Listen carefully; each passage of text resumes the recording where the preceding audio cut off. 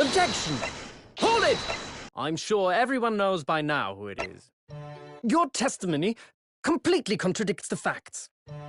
Inconsistency, sir. I mean, yes, there's a clear inconsistency here.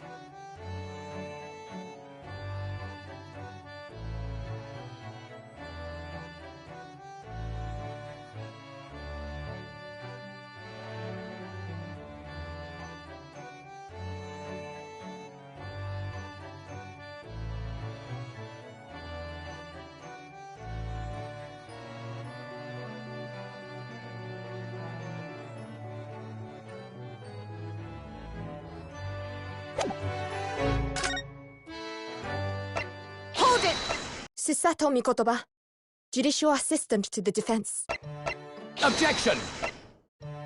Now, let us engage in the art of deduction. Mr. Naruhodo. So everyone, let us begin. Sherlock Holmes is proud to present his logic and reasoning spectacular. It would seem the truth is now tantalizingly close. Yes, my mind is quite made up now. There can be no other explanation that accommodates all the facts. I'm a great British consultant detective, the only one in the world. Sherlock Holmes. I presume you must have heard of me.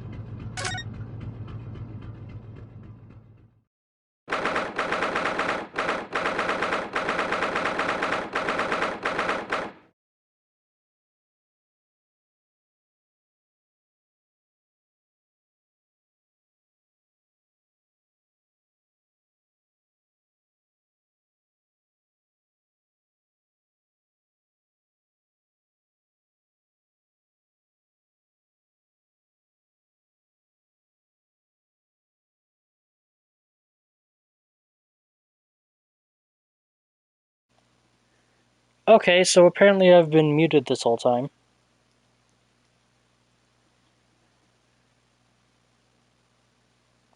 so apparently I've been muted this whole time.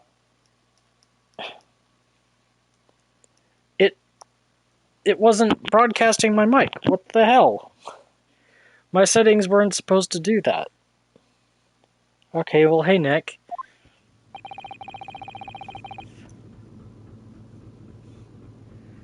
Looks like they're still investigating in here.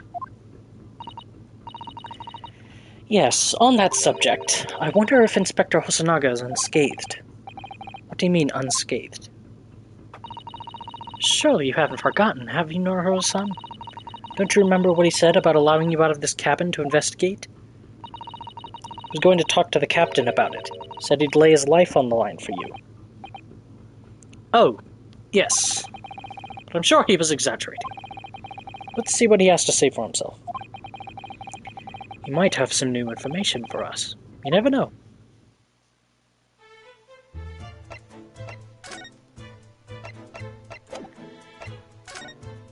So wait, hang on. Are we supposed to be talking to somebody? Ah, here he is.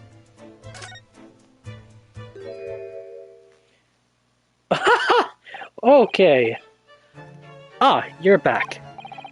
Inspector! What happened to you? Your face is... Please, don't worry about it. They're just scratches. So what happened before in the game is, we investigated the crime scene, we got a way out, we met Herlock Sholmes, and we figured out that the person next door is the... Here, let me look at the court record. So, we investigated the crime scene, met this dude, and then we found out that Grimsby Roylet was actually Nikolina Pavlova, a young ballerina who's fled her homeland of Russia to escape the Novovich Ballet. Not much else happened. This guy apparently got his ass kicked for asking to let us out of our cabin. By a bear, maybe. When I told the captain that I'd given you permission to investigate, he told me he'd pummel me with his fists and then toss me overboard. What? But the pummeling was over in a flash, and he must have decided against throwing me overboard. So it was nothing, really. Looks like he wasn't joking when he said he'd lay his life on the line if he had to. Well, thanks to your efforts, we now know a little about the neighboring cabin.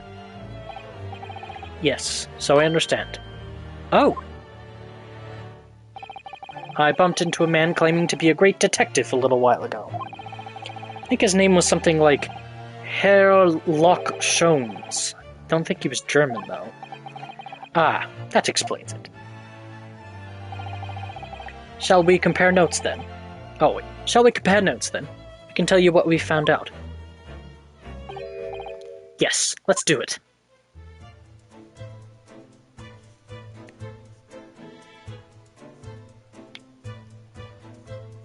That it wasn't for no reason. We were doing the dance of deduction. It was super cool.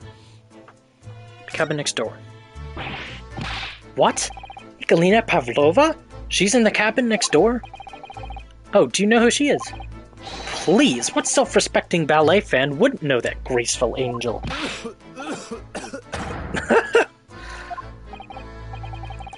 Oops, I think I upset him there. Well, that tells us the neighboring cabin is unrelated to the case, at least. Oh? How? Because angels don't go around committing crimes, do they? Oops. Now I've definitely upset him. Inspector, has your investigation here proved fruitful? If I'm honest, there's very little more I can do. Our duty is to make sure the scene isn't disturbed, ready to hand over to the Hong Kong police. So I'm just keeping watch here, trying not to take my eyes off the job. Oh, I see. Ah, there is one thing. I do have a small piece of information for you. Oh, what? Yes, do tell us, Inspector, please. New information.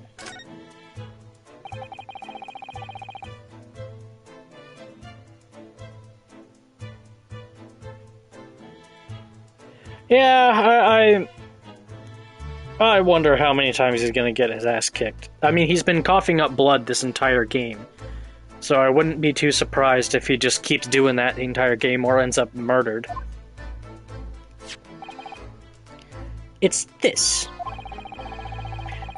Faburia's medical officer has finished his examination of the body.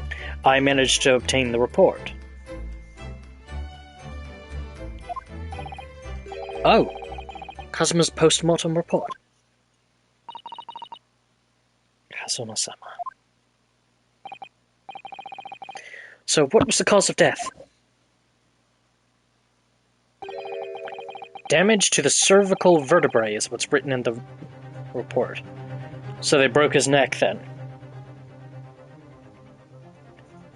Okay. Interesting.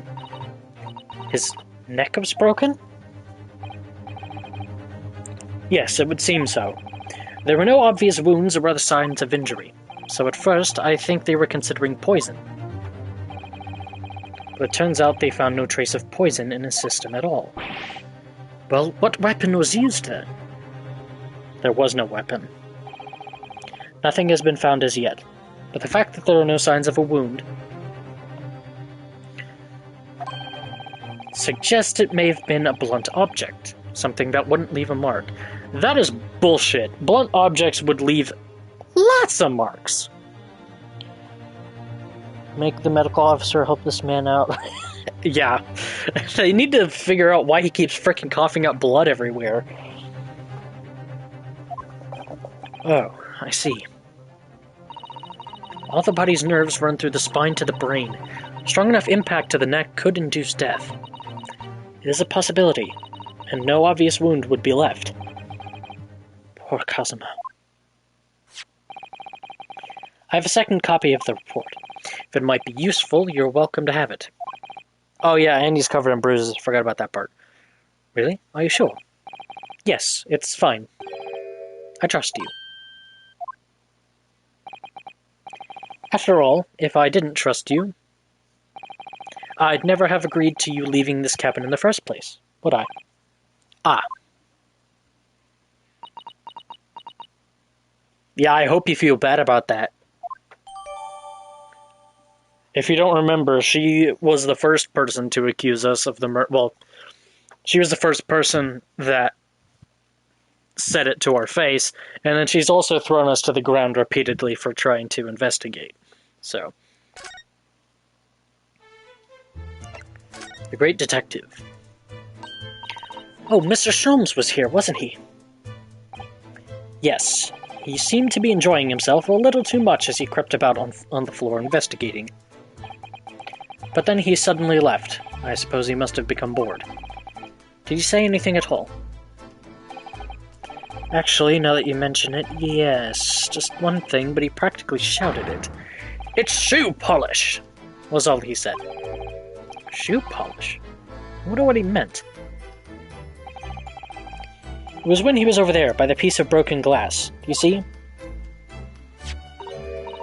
Ah, perhaps he was talking about this brick-colored mark. Do you think? Ah, yes, that must be it. But how can Mr. Sholmes know that it's shoe polish? That leaves me cold, I'm afraid. I have no idea. What is it, Sasata-san? Well, Kazuma-sama was wearing leather shoes with a very dark tan hue. Dark tan? Sort of dark brownish red, then?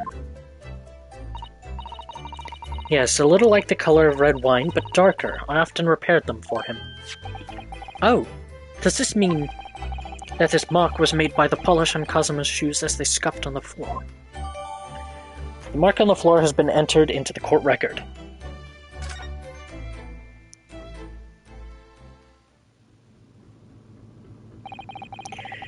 It's really all I can tell you at this stage. I should return to my post. My fellow crewmen's eyes are boring into the back of my head. guess that might be for the best. Thank you. Poor Inspector. You look exhausted. Oh, no. Well, I feel terrible that I failed to protect Sogi's son. Who's that? He was my responsibility. Oh, is that the victim in the first case? Of course, my pain is nothing compared to yours. You were his friend. Or is that the first name of... Ah, that was the last name of Kazuma. The truth is, I seem to have a heavy head ever since I woke this morning. To have had a heavy head ever since I woke this morning. A heavy head? That's interesting. My head's still throbbing too.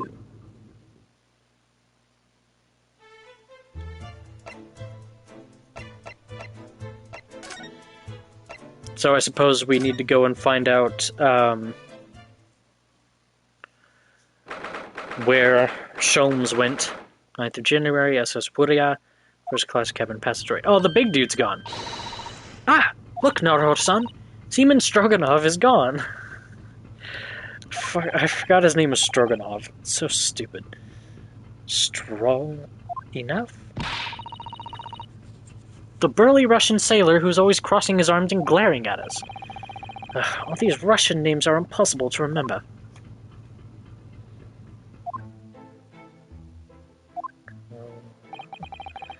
Did you hear that? It sounded like someone singing. I'm not singing. It's caroling. I know that lark-like voice. Well, never mind that now. This is a golden opportunity for us. Yes, you're right. We must seize it. Let's get inside Miss Pavlova's cabin while we can and investigate. Definitely. Before that stringy knot crewman comes back. It's Stroganoff, not stringy knot. Yeah, like the food. Except there's one more thing I actually want to look at. Oh, there he is. Oh, it's Mr. Sholmes. Look! Wow, you never know where he's going to turn up next, do you? He seems to be stealing a look at something as he sings to himself.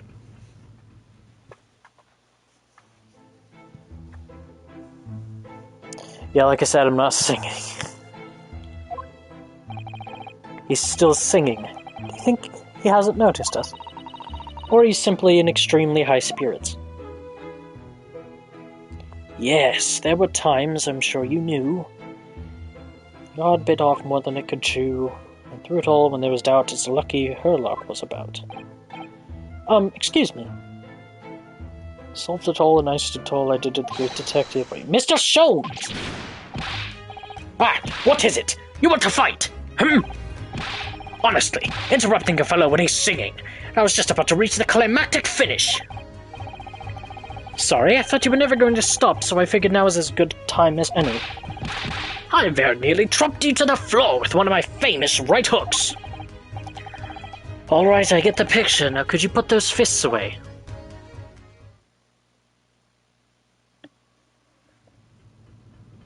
Why were his hands going backwards instead of forwards? Mr. Sholmes, you seem to be examining something before we interrupted you. I don't know what voice to do for her. Ah, yes, that. I was immersed in study of the ship's log, as penned by the stockily built crewman who's usually on guard here. Oh, yes, the ship's log. And did you find out anything useful from it? Well, after 2 a.m. this morning, the majority of the entries are blank. Which means that there was nothing to report. Nothing of note happened, so... Then he just started laughing. You truly are a student from the land of the rising sun. You've been utterly blinded by it. Sorry? Your logic, my boy, is inverted. Oh, wait, did I do the wrong voice? Whatever do you mean, Mr. Sholmes? Observe the other pages and all shall become clear. It would seem the same crewman oft stands sentry in this first-class passageway, and he has an almost religious practice of recording nothing to report every half hour. Oh, he writes that in every 30 minutes. Nothing to report. Precisely. Put simply, the seaman writes nothing to report when there is just that. And yet, the ship's log from last night is largely blank. He didn't even write nothing to report. Do you mean... Yes. There were circumstances afoot last night, which led to the seaman being absent from his post. What kind of circumstances? What happened? That remains a mystery for now, but we can be sure something significant took place. So significant that it caused the seaman to forget his regular habit of scribing nothing to report in the log. These are important details. I would stake my life on it. Must log the ship's log in your mental file. Ship's log has been entered into the court record. Now that deduction was worthy of a great detective. Ah, you're starting to understand what my way is, I see. What makes Sholmes Sholmes? Brilliance.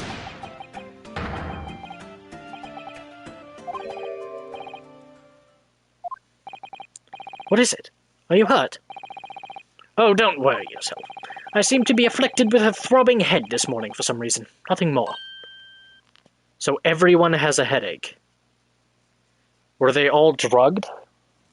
So that they would sleep while, be asleep while the murderer killed, Kazumi? Well, my friends, until our next encounter. He's still singing to himself. I can hear it as he wanders off down the passageway. Is something wrong, Sasato-san? You seem lost in thought. It's just... well, I feel the same.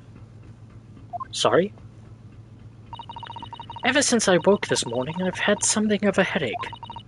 A sort of continuous throbbing. Oh, you too.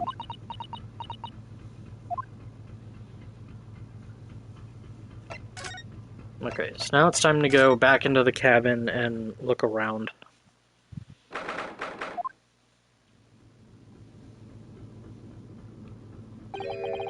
Miss Pavlova isn't back yet. Sister-son. Oh, where's she gone? Hey, what are you doing? Those are her private things. There's not a moment to waste, Naruhodo-san. We must investigate as quickly as we can. I suppose you're right, for Kazuma's sake. She just lifted the diary. Not just for Kazuma-san. What do you mean?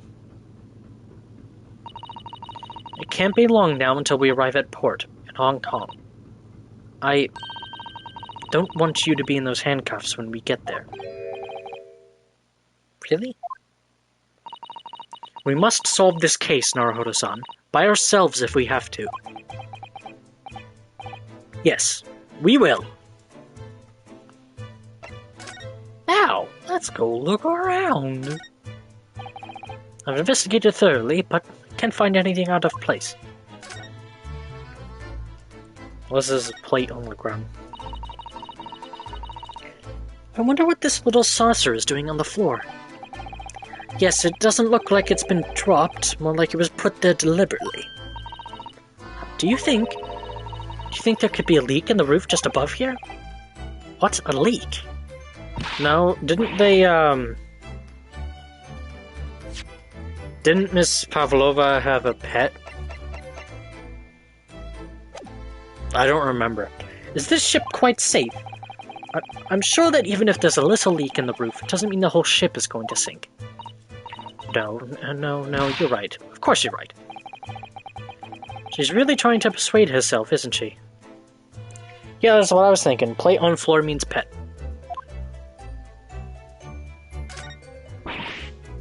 Oh my! Miss Pavlova's case is open.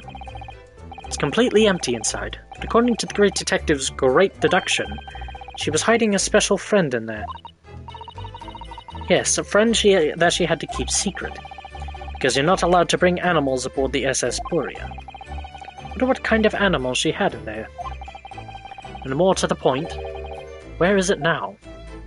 Okay, so yeah, it's out and about. It's out and about. Suppose every cabin has a waste paper basket. Shall we have a little look and see what's been thrown away? Naruhodo-san. It's poor etiquette to go sifting through someone's rubbish, you know. You stole her diary! Ugh, those eyes. She's looking at me like I'm a piece of rubbish now. However, these are special circumstances, I think. Exactly. We have no choice. There's hardly anything in here at all. Oh, well... Sorry, I just started yawning. Oh, well that's a little disappointing. It would seem this teapot is empty. So the natural conclusion is that the Russians are a very thirsty people. Or, because Miss Pavlova only came into this cabin last night, she hasn't had the chance to make any tea yet? I mean, it could be either. It's definitely that they're excessively thirsty. I'd lay 1,000 to 1 on it. You're rather obstinate, aren't you, Naruhodo-san?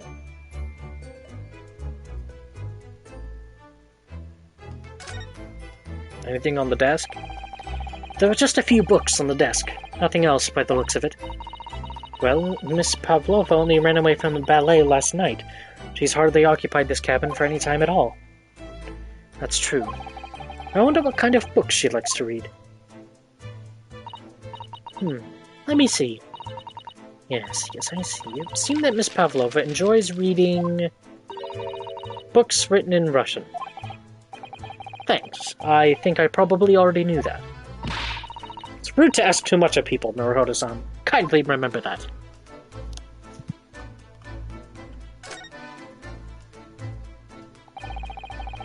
All the books have toppled over together. Look, every single one. Do you think that's a god of the sea, perhaps? He's toppled too, though. It's exactly the same as the bookcase next door, in Kazuma's cabin. Perhaps Miss Pavlova was practicing a difficult ballet pose and fell against the bookcase? I don't know. Would she really be practicing ballet on the same night she ran away from her ballet company? Alright then. Must have been you. You lost your temper and knocked them all over in a fit of rage? Not everything bad that happens on this ship is because of me, you know. Well, anyway, I'll set them all straight again in here too. I don't like seeing things in disarray.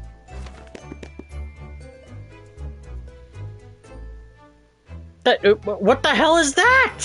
Look at this! Why is there a giant gap there? What are you doing? Naruhodo-san, are you there? Sorry, I'm right here. Yes, why? Oh, good. I thought you might have climbed into the wardrobe when I wasn't looking. There's no place like home. Believe me, I don't have some strange compulsion to jump inside every wardrobe I see, you know. I know, right? That cap is awful! Why would you do that? Well, anyway, I'm not sure anyone could fit inside this one. It's full of beautiful outfits. I suppose they're all stage costumes. I was rather hoping we might find Miss Pavlova's friend hiding in there, but no such luck. Is it under the bed? Like, that hurts my eyes. This hurts my eyes. Didn't she do the same thing in our room, too?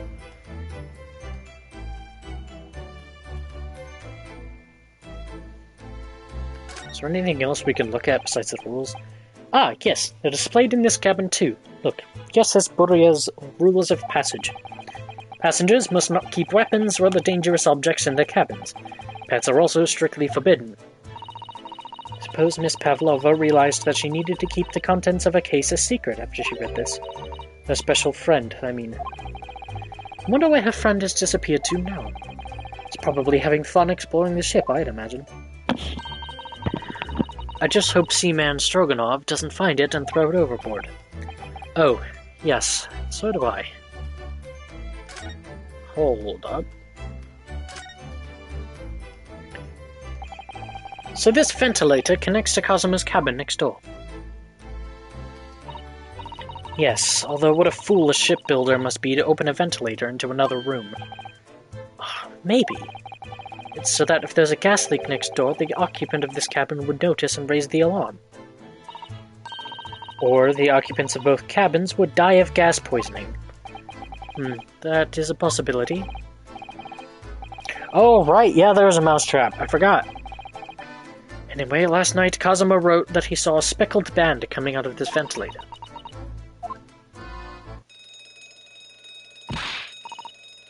What's that? That is an alarm. Shut down the engines immediately. Vessel sighted a quarter-mile forward. Full stop. Hard to starboard. All hands prepare for impact. What the... I think we're about to crash into another ship. What? Oh, here we go. I can't stand... So-so-so-so, hold on to me. Arrgh.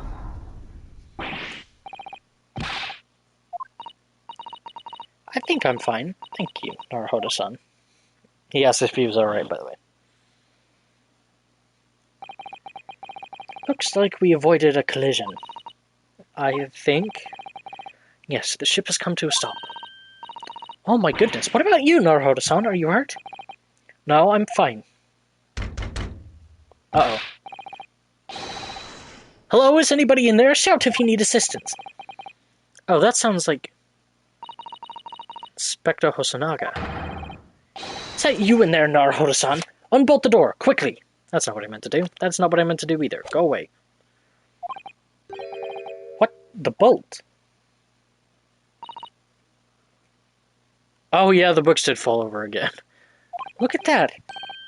The door's bolted. Did you do that, Susato-san? No, I didn't touch it. That's strange. How did... And look at all the books. They're just like they were before again. Naruhodo-san, aren't you going to open the door and let the inspector in? Okay. So now we're starting to figure out what happened. The ship must have stopped in the middle of the night. Our violent emergency stop had solved one mystery, at least, in a very vivid way. But I knew that what awaited us on the other side of the cabin door would not be pleasant. I hurried around tidying up the cabin with a new sense of foreboding in my heart.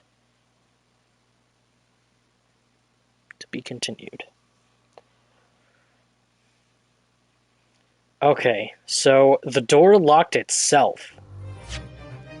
So this is not a locked room murder. I mean, technically it still is, but the murder did not take place with the door locked. Investigation Part 3? What? No, don't do that. Give me the trial, damn it. 9th January, Miss Pavlova's cabin, blah blah blah blah. Somehow, the door to the cabin we were in ended up bolted after we made an emergency stop.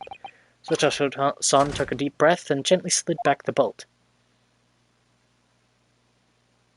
Oh, there's Stroganoff. You! What are you doing in Miss Pavlova's quarters? Ah, you both look unhurt. Good. Yes, we're fine, thank you. What on earth happened?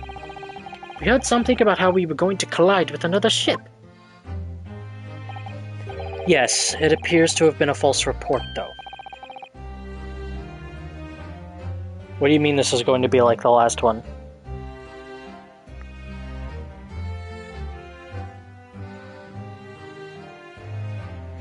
Oh, how did that happen? There's a dense fog outside, so it's extremely difficult to see. Someone must have thought he saw a ship ahead. This person obviously triggered the alarm, and that's why we made an emergency stop. Yeah, probably. It might take a few hours. But on the bright side, if we get bored, I have a couple of ideas of other games that I could live stream. Everything is chaos. Passengers are screaming. Crew are running everywhere. Wow, my Russian really slipped there. This first-class area is the only quiet part of the ship at the moment. Oh, I see. Someone triggered the alarm. Does that mean that someone pressed that button outside?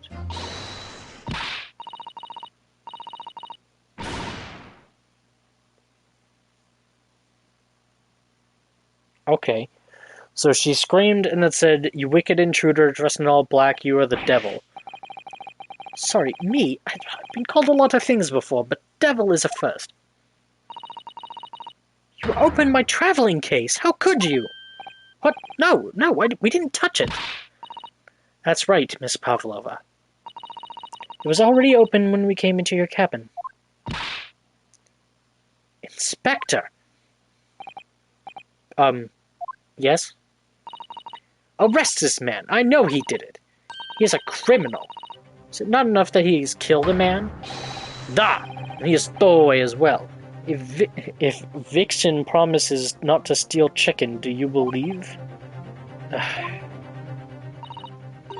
Take him away. He's a trespasser as well as everything else.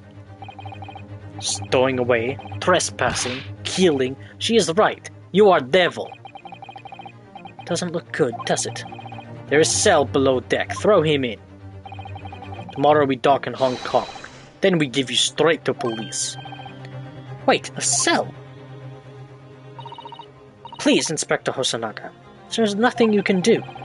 This is a Russian vessel. I really have no jurisdiction here. After my last effort to appeal to the captain's good nature, I think I'm out of options.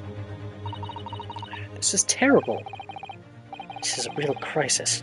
I've got to find a solution. Immediately.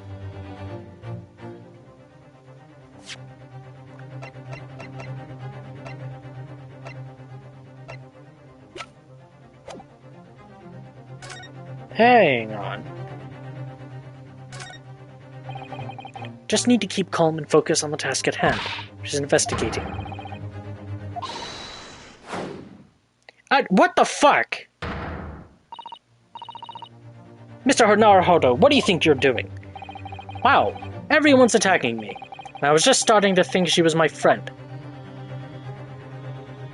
Sorry, I need to remember not to swear. Is there anyone who can help me out of this mess?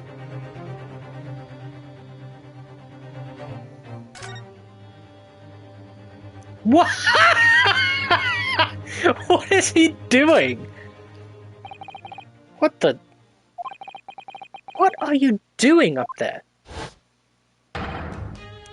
Mr. Sholmes? Why is he wearing the crown? Naturally, I was analyzing what a weight of 20,000 rubles feels like on one's head. Have I not told you that as a detective it is my business to know what other people do not? This isn't mere tomfoolery, my boy. Oh, no, no. Well, why were you hanging from that hook before, then? Isn't it obvious? To properly assess the weight of the 20,000 rubles, naturally. I wish to determine if it would bend that conceited-looking hook on the wall, so full of brag and bounce. What is he going to do, fist fight it? I never know whether to take this man seriously or not. Ah, you again. The great detective. Ah, Inspector, I confess I've been looking for you. I have something to report to you most urgently. Well, you might try looking for me somewhere other than a hook on the wall next time. What is to report? Speak! An urgent report from a great detective can mean but one thing. Yes. The case of the curious murder that took place last night, here in this vessel, the steamship Buria, has been solved. By me, naturally. What? Really?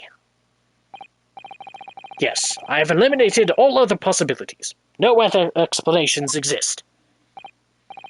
So, allow me to illuminate all your minds. For I am about to reveal my great detective's greatly admired great deduction to the case. Okay, so this is another great deduction segment then. Ha! You have solved it. Even Hedgehog understands this case. We all knew who was responsible for killing student boy this morning when we found criminal in wardrobe. It is his stowaway. He has handcuffs to prove it. I didn't do it. The trouble is there doesn't appear to be anyone else who could have killed the victim, because as everyone knows, the cabin door was bolted shut from the inside. That means the culprit must be someone who was inside the cabin. Yes, it's what's called a locked room mystery in detective stories. Da! Locked room! That is point! The room was locked. Well, I can't deny that. There's no way the bolt could have been drawn across from outside the cabin. You are all quite mistaken. The cabin next door is not a so-called locked room at all. What? Oh yes, there is another entrance. An entrance used last night by the culprit in order to gain access to the cabin despite the bolted door. What other entrance? We never discovered one. Why, it gapes open-mouthed at you even as we speak. The ventilator. The ventilator? You think this is funny? I cannot even put my arm through that hole. That's because your arms are as thick as tree trunk. You're suggesting that the culprit entered and left the victim's cabin through that tiny opening. It's not possible. Ah, but it is. And last night, the victim even witnessed the intruder in the act of passing through the ventilator. Mr. Sholmes, do you mean... Are you referring to the words Kazuma-sama wrote in his diary? 1:23 a.m. I can hear a faint whistling sound.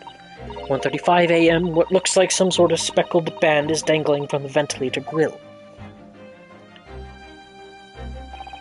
Precisely, my dear madam. But what does it mean? What is this speckled band? The answer to that particular conundrum is in this very cabin.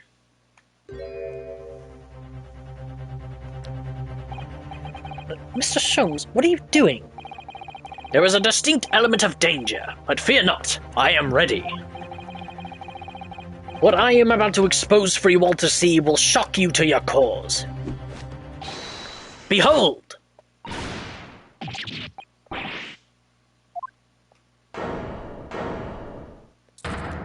Ha! It was a snake. Okay. Allow me to introduce you all to the band, the speckled band. A snake? Indubitably. So did the snake break Kazuma's neck? Was this not a murder? What was this entire case for nothing? Are we not going to have a courtroom segment? Mr. Sholmes, just one thing. Pray, what troubles you? Well, that snake isn't really speckled, is it? It looks more stripy, wouldn't you say?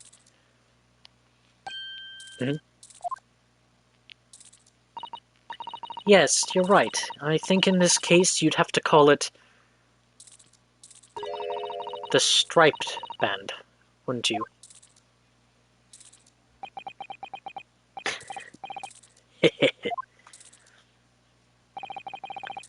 You both see and observe with distinction. However, do you not think that is precisely the trap into which the culprit wishes you to fall?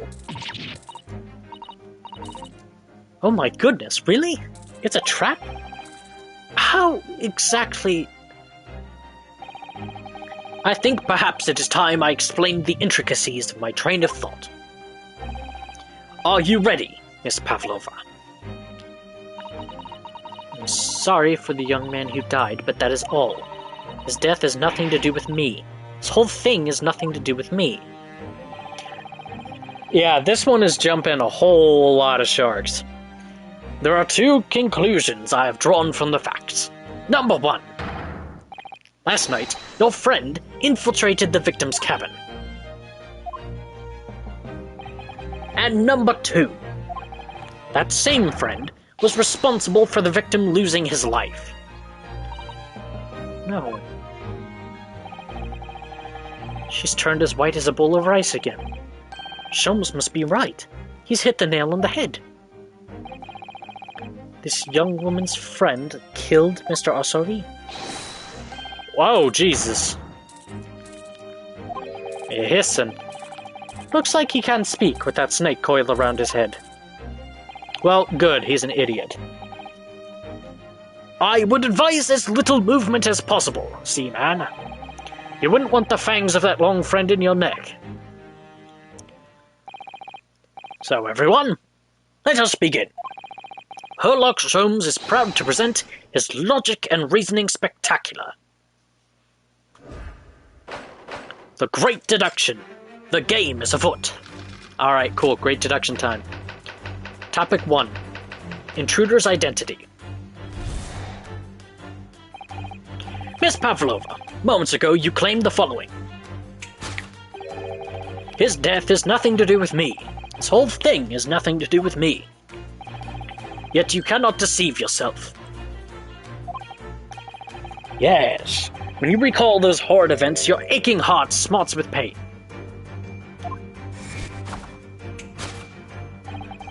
And it is that very pain that evidences your inextricable link to the victim's death. So we ask, what was the nature of this intruder that stole into the victim's cabin on that portentous night?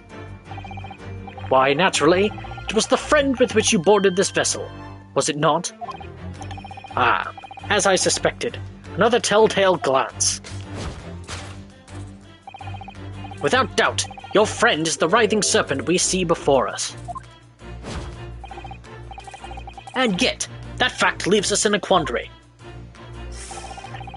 The victim's written observations on the night in question tell of a speckled band, whereas, regrettably, this specimen's markings do not fit that description in any way. What explanation can we then give, pray? What was this sight that fell upon the victim's eyes last night? No, don't look at me. This has nothing to do with any of this. Oh, but it does. You have the answer to this conundrum even now, hidden behind your back.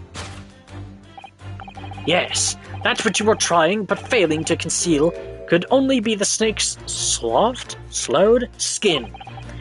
Evidently, after the subtle and horrible crime, this most deadly friend of yours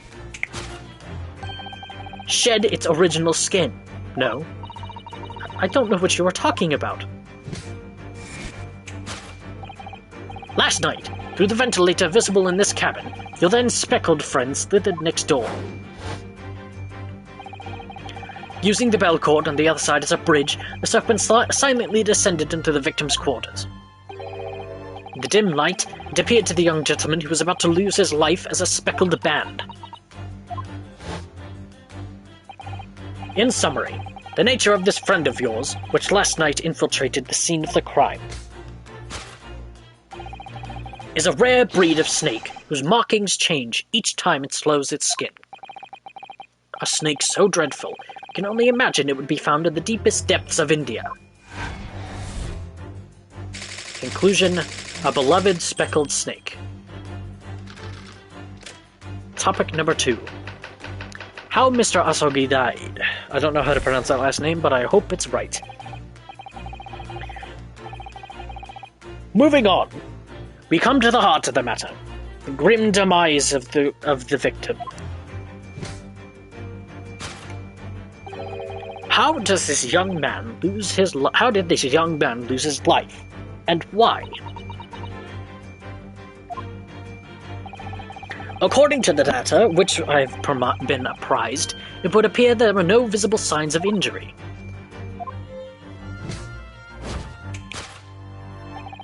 In fact, the circumstances of the victim's death can only be explained by a terrible venom. Now, if we take that as fact, we can reasonably imagine that there remains evidence to affirm it at the scene of the crime. Oh, could there be? Yes, an examination of the deceased's body will prove the cause of death conclusively. The almost but not quite imperceptible puncture wounds left by the venomous fangs will seal the truth. Yes, the vestiges of the snake bite delivered by your terrifying friend. This makes no sense. Yeah, he's got quite a few things wrong. There's no point feigning ignorance, Miss Pavlova. After the incident, you endeavored to hide everything, didn't you? But now your involuntary glance betrays the hiding place you chose. That's right. You hid the evidence that links you to the victim's death in that traveling case. When we first met in this cabin, it came to my attention that your case moved periodically. Your serpent assassin was restless inside, no doubt. You don't. It is telling that the victim made note of a low whistling sound that he heard minutes before his end. That was your signal, was it not? A sound you would use to train your serpent friend. To train? Indeed. You'd put the serpent through this ventilator and wait. After a period, you'd summon it back with a whistle. You couldn't know if the animal had done its duty, so you would listen for signs of life next door. If the victim appeared not to have been dispatched, you'd release the snake once more. Do you deny the snake has undergone such training? It's not true. Having slithered through the ventilator and down the bell cord, the creature needed only to sink its fangs in once. And its venom would course through the victim's veins, ending his existence forever. That is the true nature of the speckled band that took the poor young man's life. There can be no doubt. My logic is infallible. Death by a venomous snake's bite. Except that's not true. Thus concludes Sherlock Sholmes' great deduction of the speckled band. Alright, so now if you remember how these work, now we have to correct everything that he got wrong. But first there's something I want to look at. So with the newest iPhone update, I can take a picture of some text and look up what it means. So if I get this picture just right, there's a possibility that I could translate what that says.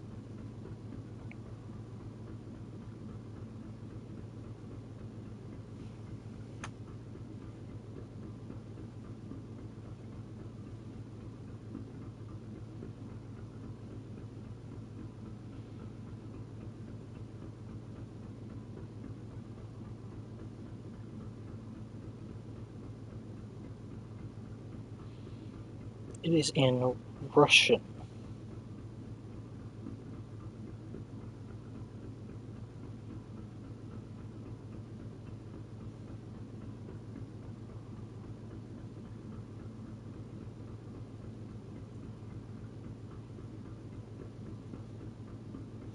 Okay, nope, never mind. That did not work. Alright, so I guess my theory was incorrect. Anyway, now it's time to point out why his deduction is wrong. Miss Pavlova has trained her pet snake as a killing machine. There on the floor you will observe a saucer of milk. The promise of food is the key to training any creature. Incredible. You've solved the mystery. Amazing. Your great deduction really lives up to its name. I see now why Sherlock Sholmes has become such a household name. My dear man, it was nothing remarkable. As the Russians say, I could have done it with one left hand.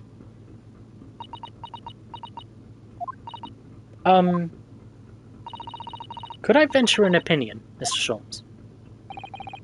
But of course, what's on your mind? It's just about your deductions before. Some things don't quite make sense to me.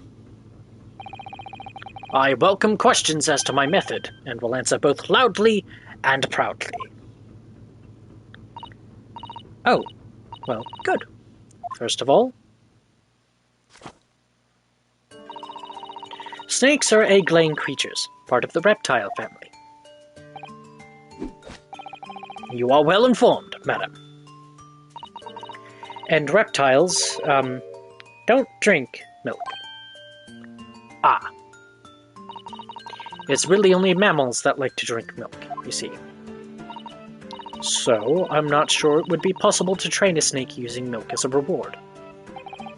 No matter. No doubt Miss Pavlova used some other treat to encourage her pet to do her bidding. Milk was merely an example. The logic holds. Well, there is something else. Snakes have no ears. Ah.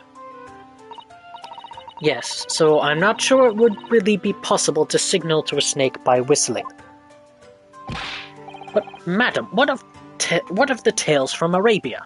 Have you not heard of the snakes that dance to the sounds of a flute? That's because the movement is pissing them off. I think perhaps the performers play their music in time with the snake's natural movements. That and, like, the movement of the flutes is angering the snakes, so they rear up, preparing to strike. Oh, I see. No hands, no feet, no ears. These creatures are so inept as to be practically useless. Don't take it out on the snakes, Mr. Sholmes. There is one other thing. You have more? Snakes use the scales on their bellies to propel themselves.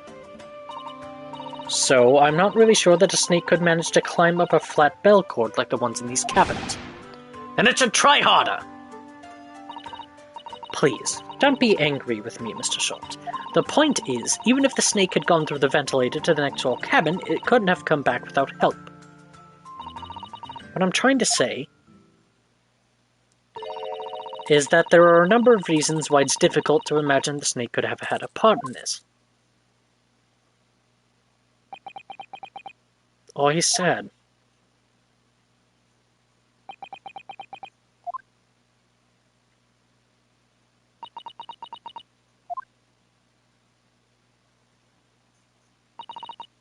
I think we need to step in and help again, Mr. Naruhodo. Oh, no, you don't mean...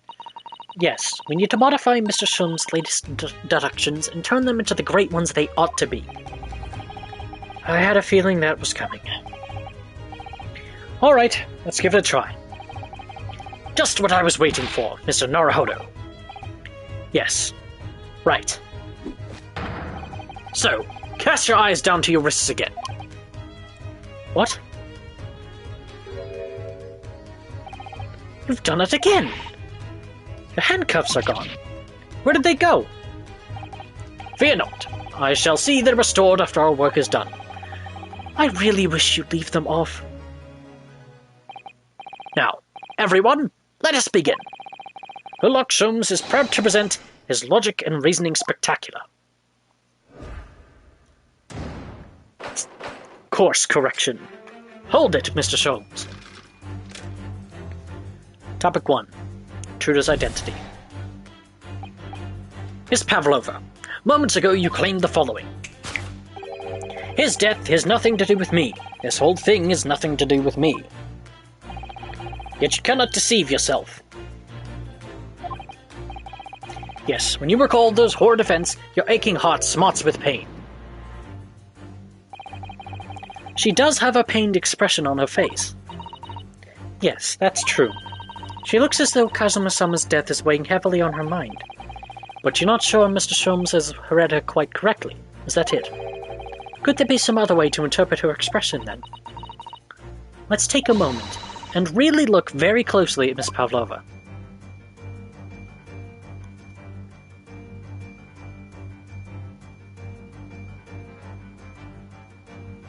Oh, haha! Claw scratch! Oh, Naruhodo-san! Look!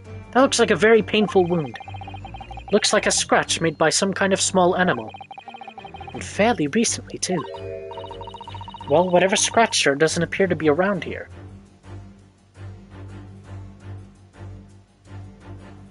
Yes!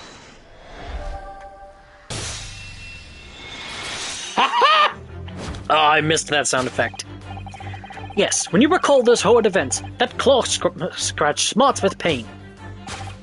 Indeed, and simple observation reveals that the wound is fresh. Miss Pavlova, did you in fact receive that scratch sometime last night?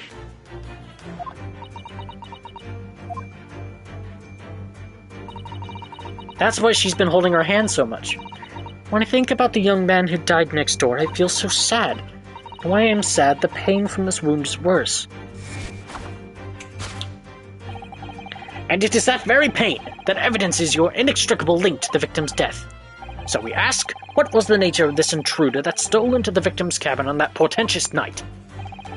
Why, naturally, it was the friend with which you boarded this vessel, was it not? Ah, as I suspected. Another telltale glance. Without doubt, your friend is the writhing serpent we see before us. It's the crewman. It seems likely that the scratch mark on the back of Miss Pavlova's hand was made by this friend of hers, doesn't it? Except, snakes don't have claws, do they? No, they don't. They don't even have hands or feet on which claws might grow. Well then, if that snake isn't her pet, what is? What's the true identity of this friend of hers? We should follow her gaze, Naruhodo-san. That's where we'll find the answer.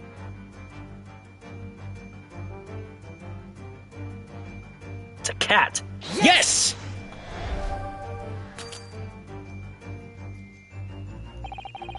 You were looking over this framed photographic print, weren't you, Miss Pavlova? But let's not be distracted by the print itself. Oh no. It's the frame that is your friend, isn't it? Because it so beautifully displays whatever you put inside it. That is not what I was pointing at. That deduction was wanting in every way. Yes, I was wanting you to hear it. I'm quite proud of it. I find myself wanting to never have heard it. I'm quite pained by it, in fact. Oh, sorry, I'll try again.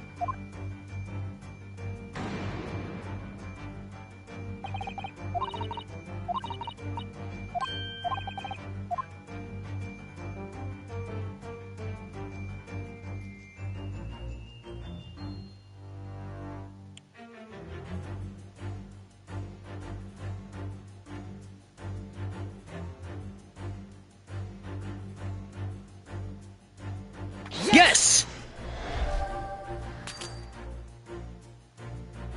Nope, that didn't do it either.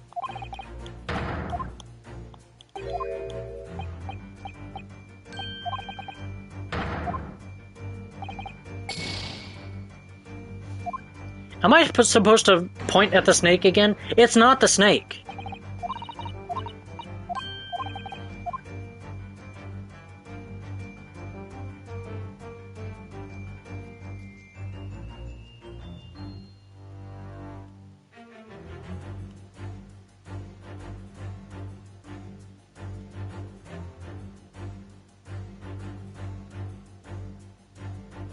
Okay, hold on.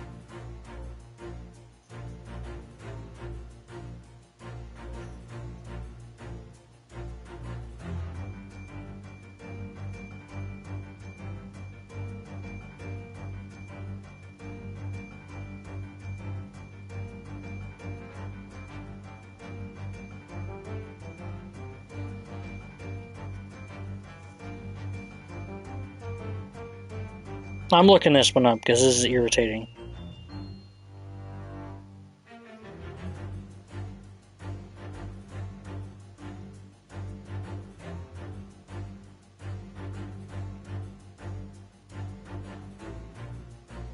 I'm supposed to press... It didn't give me the... whatever. Okay, now I'm angry. Ah, look at the photograph in this frame. This must be something Miss Pavlova brought with her when she ran away. She's exceptionally beautiful, isn't she?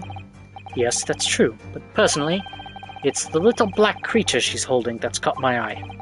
Maybe we'd better take a closer look at this. Yes!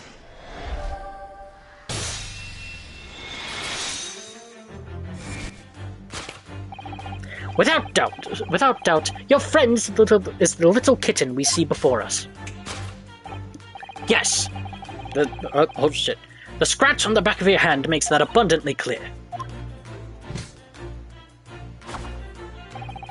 The whereabouts of this black kitten isn't clear, but what is clear is that you brought the animal with you when you ran away, didn't you?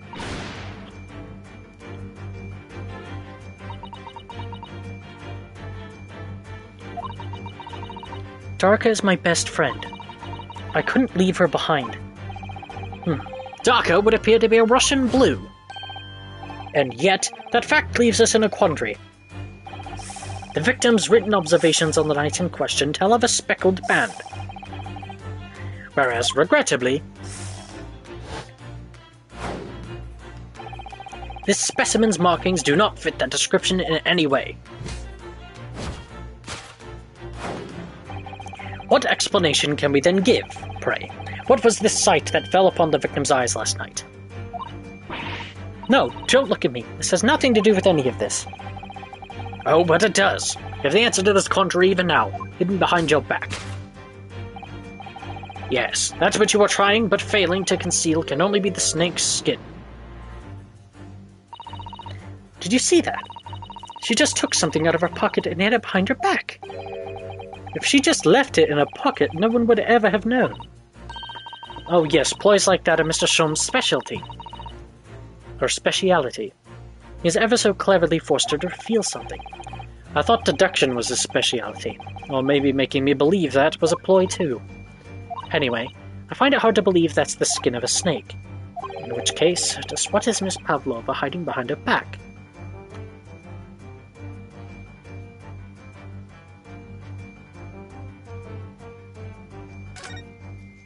There's something in it. Well, it is speckled and it is a band, but what is it? It seems to be soft and fluffy, a long piece of cloth of some sort. That looks like a handle at one end. I think it may be a cat's toy. This sort is common in the West, apparently. How is that a toy for cats? Cats like to chase the band around and paw at it. Kittens in particular love that sort of play. You only need to wave it in front of them and they pounce to catch it. That sounds positively adorable. Yes!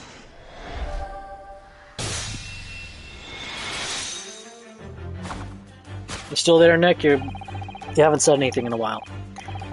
Yes, the thing you are trying but failing to conceal is, a cat's toy. Precisely, and the true nature of the now infamous speckled band. And it was this toy that you dangled through the ventilator. You waved it around, I presume. Naturally, the victim could not fail to notice it. But why? For what reason? The cat climbed through the ventilator and so she was trying to get it back? My dear boy, there can be only one answer to that. After her feline friend disappeared through the ventilator into the neighboring cabin, Miss Pavlova attempted to use the speckled cat's toy to incite the creature to return.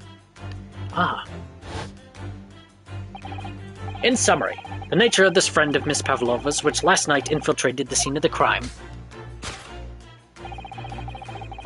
is a blithesome Russian blue breed of cat by the name of Darka. A truly troublesome feline, young Darka is proving to be. She must be caged once found. You will forgive us for borrowing the photograph of your pet, Miss Pavlova. Photograph of Miss Pavlova and Darka has been entered into the court record. It was after I gave her her food last night. That's when it happened. She scratched the back of my hand and then ran up the bell cord. Oh, you're just trying to figure out the case. Alright, yeah, that's fair. Before I could do anything, she had disappeared through the ventilator. Darka. She's so naughty. Topic 1. Intruder's identity. A beloved kitten. Solved. Now we get to do it again. This is so cool. I didn't say it. I mean, I did, but you didn't hear it. This is so cool. I love these parts. Moving on. We come to the heart of the matter. The grim demise of the victim. How did this young man lose his life? And why? According to the data of which I have been apprised, it would appear there were no visible signs of injury.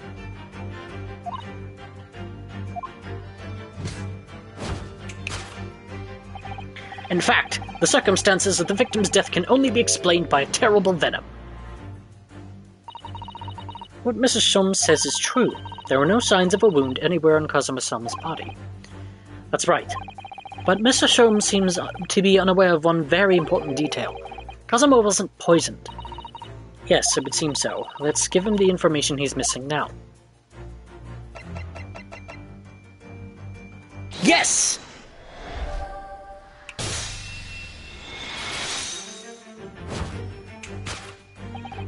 In fact, the circumstances of the victim's death can only be explained by the post-mortem report. Ah, yes, I knew it was one or the other. His neck was...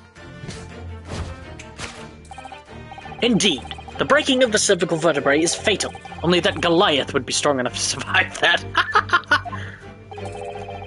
Seaman Stroganoff isn't some immortal freak, you know. The jury is out. Anyway, we have on good authority that the victim's neck was broken. Now, if we take that as fact, we can reasonably imagine that there remains evidence to affirm it at the scene of the crime. Oh no, could there be? Yes, an examination of the deceased's body will prove the cause of death conclusively. Kazuma died because his neck was broken. In other words, he was probably struck by something, or someone. Yes, that's a distinct possibility. As of yet, no weapon has been found, though.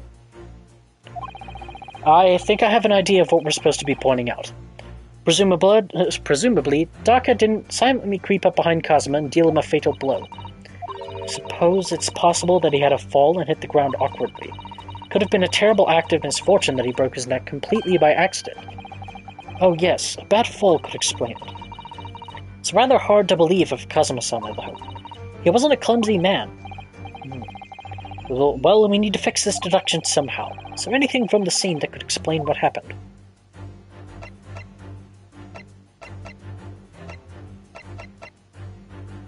Yes!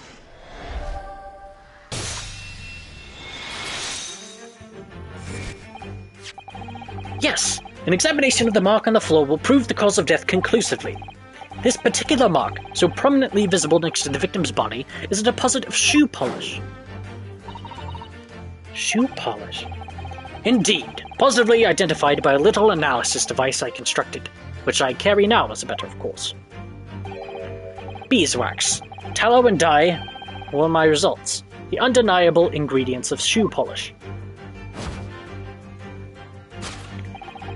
And the color of the polish is a perfect match to the color of Mr. Asogi's laced leather shoes. Looking at this mark, it's not hard to imagine what happened. For some reason, Mr. Asogi must have caught his foot at that point on the floor and tripped. Please, no. And, by a dreadful turn of misfortune, caught his neck against some immovable object as he fell to the floor. Suffering a fatal blow to the spine, the victim's vertebrae shattered. In that instant, he lost his life.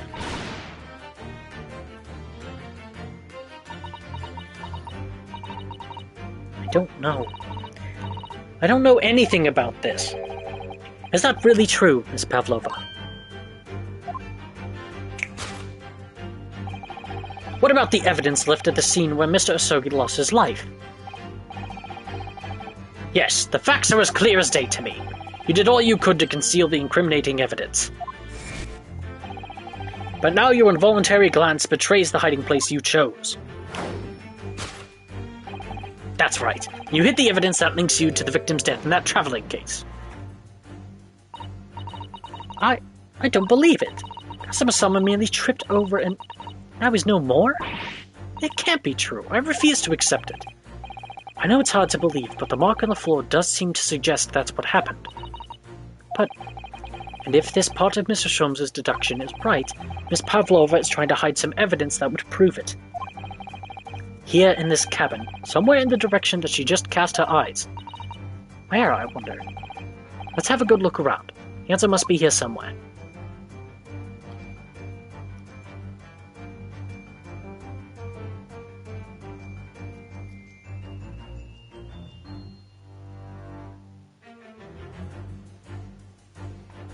No way.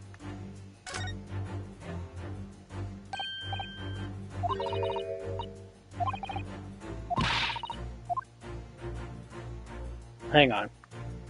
Waste paper basket. This is a waste paper basket. Perhaps all the first-class cabins have them. Miss Pavlova only started occupying this cabin late last night. Presumably, there's not much rubbish in there yet. Ha! Yes! Oh, what's that? It's a broken piece of glass, isn't it? Yes, it is. I feel like I've seen it somewhere before. It looks familiar. Perhaps it's more... something... what? Perhaps it's more than your mind simply playing tricks on you. Yes! I love the sound of that glass breaking. It's so cool. That's right. You hid the evidence that links you to the victim's death in that waste paper basket. Do we have the picture of the cat? It looks like it's the bell. The bell from the cat that broke. Here we have a fragment of some intricate glass object, it would seem. One that has a familiar air, in fact. Precisely. We found another piece of broken glass on the floor in Mr. Osogi's cabin. And, as you can see, the two pieces fit together perfectly. So, Miss Pavlova, shall we consider what this tells us?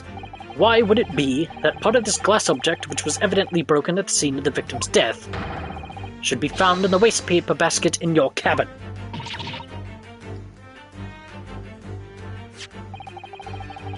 You're well acquainted with this glass bell, are you not? I don't know, and that hushed Russian accent of yours won't save you this time, dear girl. Why? Because we have conclusive evidence linking you to the bell in question. Take it away, Mr. Naruhodo. Yes. The evidence linking Miss Pavlova and the little glass bell. That would be... Yes! If you look at this photograph, you can clearly see, hanging from darkest color, the very glass bell in question.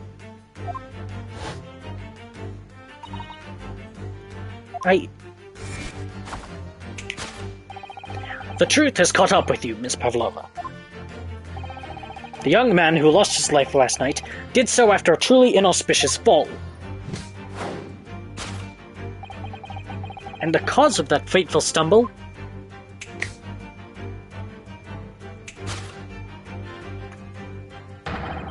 Your absent feline friend, Darka.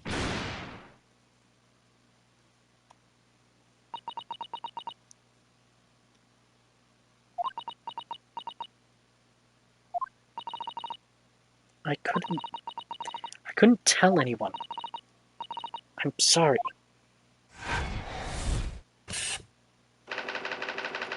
Death by tripping over a cat. Solved. Deduction complete. Elementary.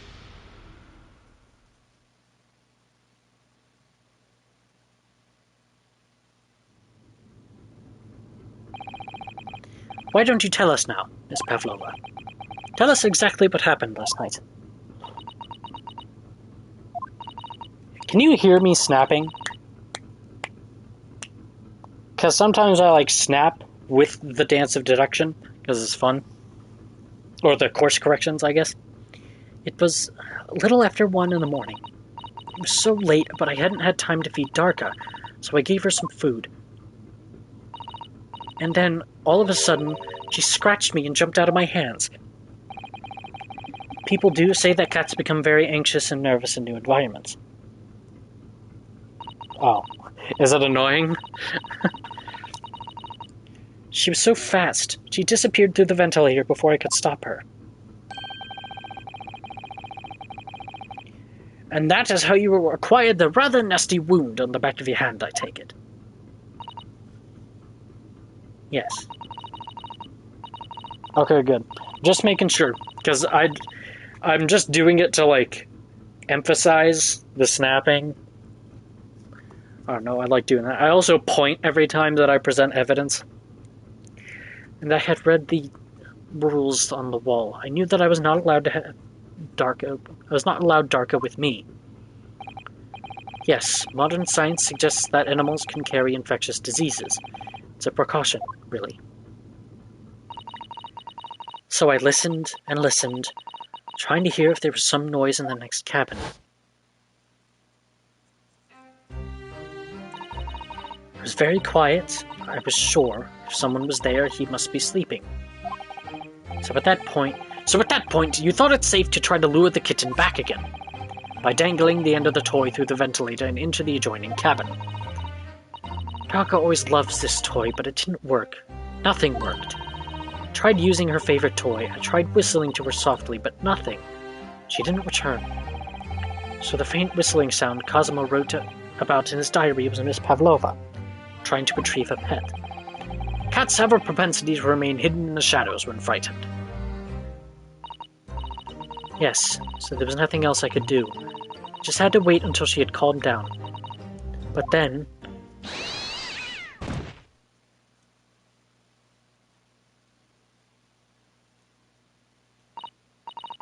I nearly passed out with shock.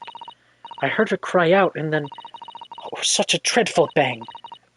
Then afterwards, nothing. It was totally silent. Cosimo was...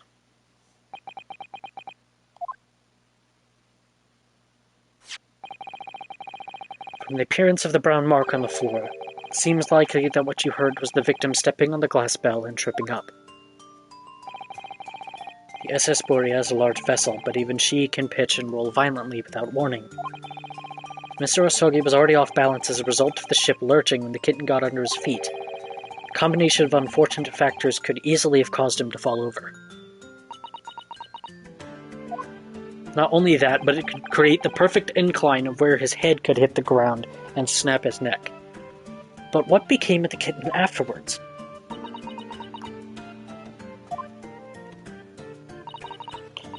In the end, I managed to get her to come back through the ventilator. Yet Daka is nowhere to be seen. I must have forgotten to lock my case. Now she's disappeared again. Gracious, that cat is as insufferably restless as I am. Well, he knows something about himself, at least. When I woke this morning, I heard that a young man in the cabin next to mine had died, but I couldn't bring myself to tell anyone what had happened. I was too scared. Scared that they would send me back. Oh, hold on a minute. What about the snake? You're right. Where is it? If the snake isn't your friend, Miss Pavlova, then whose is it and where did it come from? What on earth is such a dangerous creature doing on board this ship? He's petting it. Oh, I didn't say. Snake is my friend. His name is Piroshko. What? What? That snake belongs to you. He escaped from cage when emergency alarm sounded. I was looking for him. I did not expect to find him in here. Yes, how did that snake get into this cabin? But animals are not permitted on board. Ha! We are at sea for 1 year.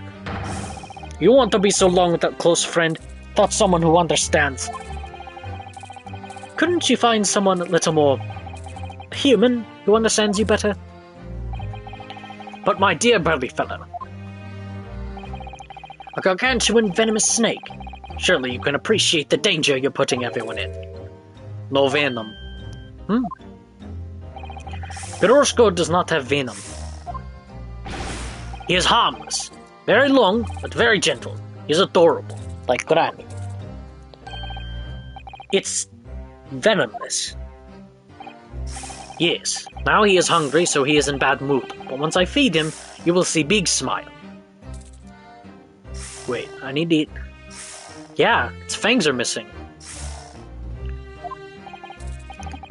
And you feed him... what? Milk, I suppose? Ha! Like they say they milk chickens. Ridiculous. Snakes that drink milk are only in stupid stories. Piroshko eats mouses. Big, fat, round mouses. Ah. Oh, so is that what the mousetrap in the passageway out there is for? Of course. How else can I catch my friend's favorite food? Nothing says top of the food chain like the look in their eyes right now.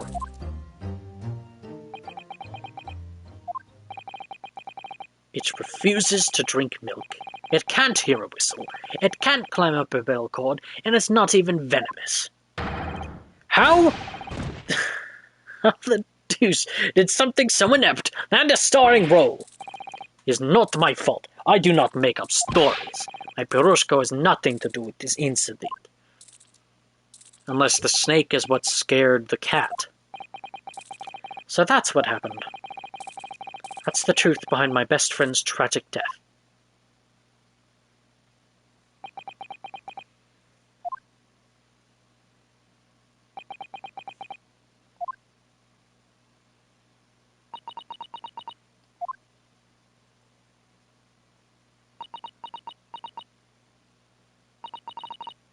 Miss Pavlova, I understand the difficult situation you found yourself in, and I do sympathize. But please remember this. A young man lost his life. If you're going to attempt to cover up your guilt with lies, then, no matter what the circumstances, I cannot forgive you. But what are you talking about, Miss Mikotova? What lies? Miss Pavlova just confessed everything. It was just a series of unfortunate events, an accident.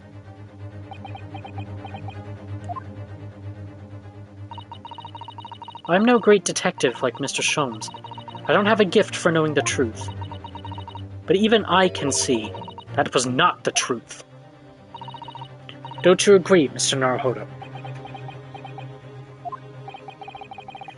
To be perfectly honest, yes. There's a discrepancy in Miss Pavlova's story. I'm sure of it. I just can't quite put my finger on it.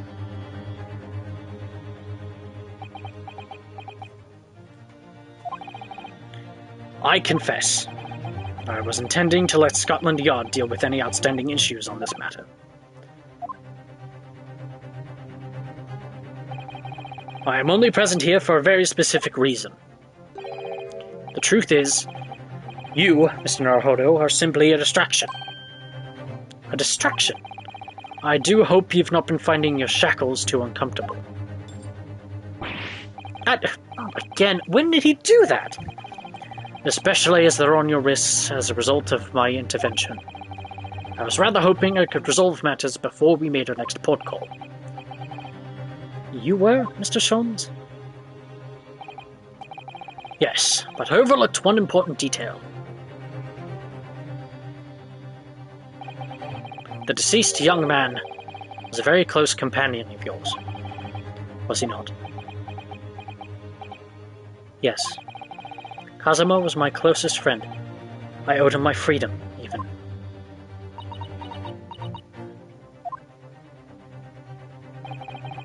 In that case, we must follow this to its conclusion. No further distractions. You must uncover the real truth here, Mr. Naruhodo. Yes, whatever that may be. The key to this is the discrepancy in Miss Pavlova's story, I'm sure. If I can chase that down, maybe the truth will become clear.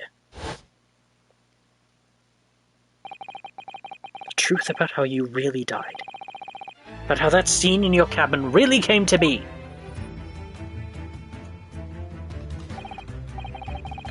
All right. I'll see what I can do. I used the wrong voice. Excellent. Thank you, Mr. Naruhodo. So then, shall we begin? Yes. What we should ponder first is the victim who lost his life in a cabin that was bolted shut from the inside. Was this truly an unfortunate accident, or was it in fact no accident at all? That is what we must establish in the first instance. We've already established it, haven't we? The man tripped over the kitten that had climbed into his cabin via the ventilator. Tragic, yes, but still an accident. Wait! Let's just take a step back. It doesn't make sense if that's really what happened, does it? I'm going to have to ask you to spell it out for me, I'm afraid. Yes. It's starting to take shape now. There's a clear contradiction between the facts and Miss Pavlova's story here. The evidence is right there in Kazuma's cabin. It's undeniable. His death couldn't possibly have been a mere accident. Really? Let us show our hand, Mr. Naruhodo. Time to present the evidence. The evidence that proves unequivocally that the victim's death was no mere accident.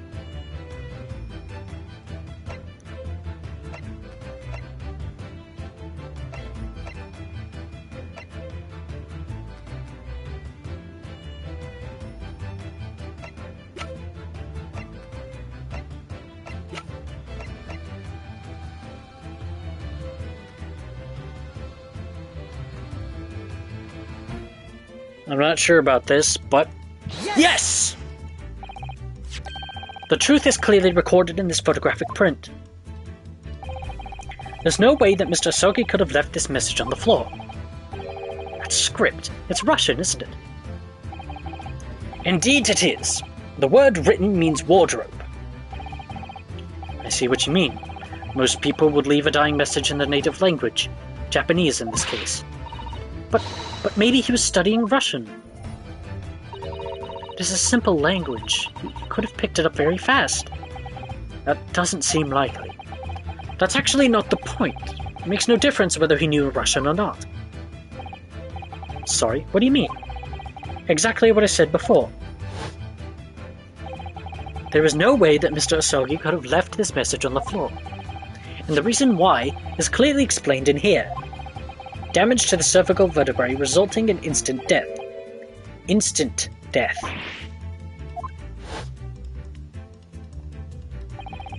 Which means, after the victim fell to the floor, he couldn't possibly have written anything, because he was already dead. That's not the only reason, either. There's something else we found in Mr. Asogi's cabin. A remnant of something that couldn't possibly have been there, if what Miss Pavlova told us was true. What? So, Susato-san has noticed it too, then.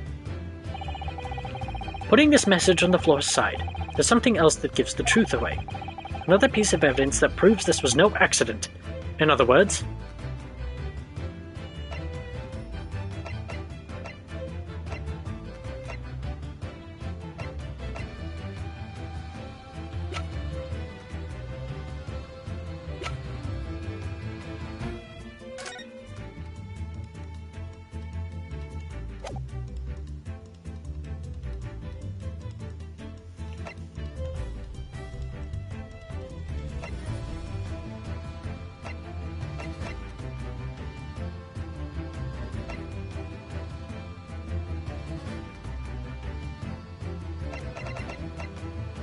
Yes!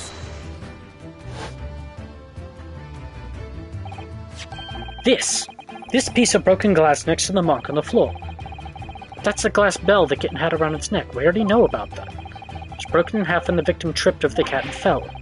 So we already have a satisfactory explanation. Where's the flaw in that logic? Unfortunately, there's a very big flaw. A fatal flaw. What? If that's really what happened, then how did one half of the bell end up back here in this cabin? Yes, remember that we found the other half of the glass bell in that waste paper basket. Would you care to explain that, Miss Pavlova? Oh, no. Both these pieces of evidence clearly point to the same conclusion. That when Mr. Asogi died last night in his cabin, there was someone else in the room.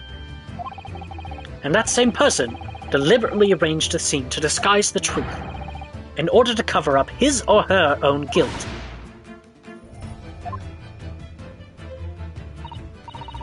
Yes, there was someone else present in Mr. Asogi's. You're wasting time. Someone else was there. Da, of course, we know this. What are you talking about? Bulkhead was bolted shut from inside. There was no way in or out. Oh, yes. And only other person in the cabin when young student died was you. Yes. It's true. I was in the cabin when it happened. You were shut inside the cabin wardrobe, to be precise about the details. But I don't know Russian. There's no way I would have left that message. Not would have. There's no way you could have left that message, to be precise about the details. Would you mind? Forgive me, my dear fellow. As I was saying, the person in question wrote the word wardrobe in Russian on the floor, in an attempt to incriminate me for the crime, even though I had been asleep in there the entire time. And then, the same person picked up the broken glass bell that had fallen to the floor, for fear of it becoming evidence that would show how Mr. Asogi really died. But why wouldn't this person have taken all the pieces of the bell away? Leaving half behind was always going to raise suspicions. Yes, well, it was past 1 o'clock in the early hours of the morning. The cabin would have been quite dark. The single small lamp suspended from the ceiling would barely have cast any light onto the floor there. Little wonder, then, that the culprit failed to notice a fragment of the tiny item. You all suspect me, don't you? Frickin' Russian. This dude's annoying. Seaman Stroganoff. Nina is woman of sea. She's daughter of strong sailor. 2 years ago they noticed her dancing skills and she went away to join ballet company. But before, she was dancer on this ship, a member of ship's band. You do not accuse ship's angel of being criminal. Ah, so that's it. You say that when young student died, Nina was there in his cabin. But that is not possible. I give my tooth. Well, this is all most interesting. And why would you give your tooth, pray? How can you be so sure? You are a great detective, you should know. Look truth in eyes. Cabin... Oh my god, I'm so freaking tired of hearing this bullshit. We already know how it locked itself. Or you want to tell me that killer can walk through lock the doors? Yet it is impossible. Ugh, he's right. But wait, I've read about this in detective stories. People often tie thread around door latches so they can open and close them from the outside. Thread? Are you stupid? These bulkheads are not barn doors. Certainly not. These are watertight doors, as one would expect to find on any modern steamship. Construction of heavy steel, with not a gap in sight. No threads or needles or magnets could have been used. No, of course not. I thought so too. But Mr. Naruhodo suggested it earlier, so... No, I didn't! Susato-san, how could you shift it onto me like that? So Seaman Stroganoff has a valid point. The cabin door couldn't have been bolted shut from the outside. Not necessarily. What?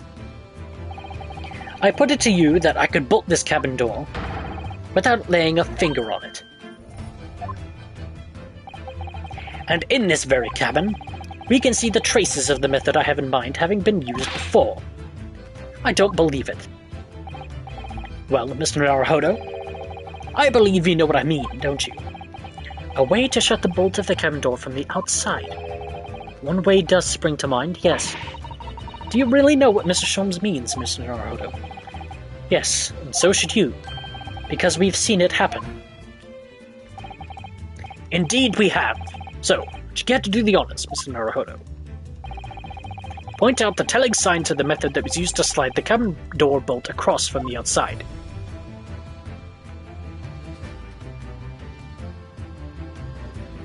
Yes! Look at the bookcase there. See how all the books and things on it have toppled over. That must have happened when the ship made its emergency stop before. Yes, that's right. It's a very powerful vessel, after all. When the engines are thrown into reverse, a violent jolt goes across the entire ship. Any small objects that aren't fastened down are bound to fall over. I believe... Yes, it's what's known as the force of inertia, acting on the objects. So nothing Susato-san doesn't know. Well, that isn't in a book, at least. Well, whatever it's called, the same force that pushed over those books on the bookcase also made something else in this cabin move. The bolt on the cabin door. Ah, it was very obvious just after the emergency stop that the ship made earlier. We had come into this cabin not long before and we hadn't bolted the door. But then...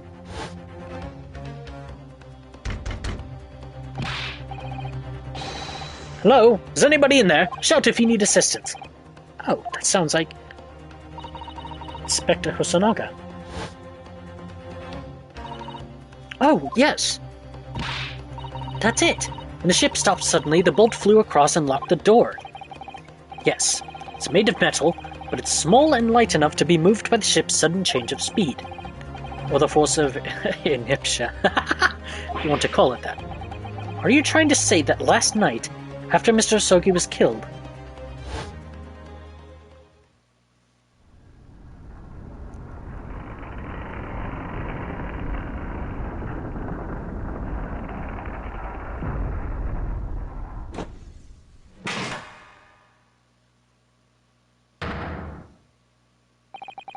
The SS Buria made another emergency stop? When I woke up this morning and looked around the cabin, I thought it looked a little odd. All the books on the shelves had toppled over, and all the ornaments. It was almost as if someone had run their hand across the shelves and deliberately knocked everything over. Oh, yes, I remember that. And I stood them all up again, didn't I? Then when we came into this cabin, we were surprised to see the same thing in here. All the books and everything had toppled over, just like in Mr. Osogi's cabin. Oh, my! Do you have anything to say about this, Miss Pavlova? Are you out of your mind? You say Buria made emergency stop? It does seem a little far-fetched. How could that possibly have happened? Unless you're saying that the culprit is actually someone from the engine room. Oh, it is simple enough. Are you forgetting the button in the passageway outside? Used to trigger the emergency alarm. Oh, yes, of course. There was a notice, wasn't there, telling you only to press the button in times of emergency. On dark nights when the fog is dense, the captain cannot afford to rely on the eyes of his lookout alone, hence the placement of a number of buttons around the vessel to allow any crewman to raise the alarm. The sort of button one is almost compelled to press to satisfy one's curiosity. Wait, it was you? When the button is pressed, two things happen in the interests of safety. The emergency alarm bell rings, and the vessel comes to a complete stop. As indeed it did a little earlier today. He is the one who pushed the button. Mr. Sholmes, surely it wasn't you who... As I always say, a button has but one purpose in life. To be pressed, whatever the occasion. He sounds almost proud of himself.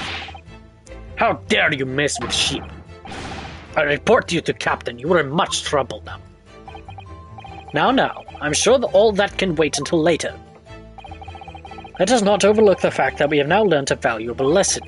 When the vessel makes an emergency stop, the bolts on the cabin doors slide closed. So, what we must now consider. Yes, it all comes down to one thing now. Last night, after what happened to Mr. Osogi, did this ship make an emergency stop, or did it not?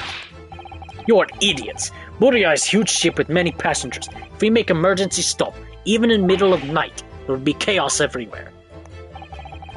What are your thoughts, Mr. Naruhodo? Well, it's certainly possible that some kind of emergency happened last night. We have evidence to support that idea. Really? What evidence, Mr. Naruhodo? Fascinating. Do show us, my good man. What evidence promotes the theory that some emergency gripped this vessel last night?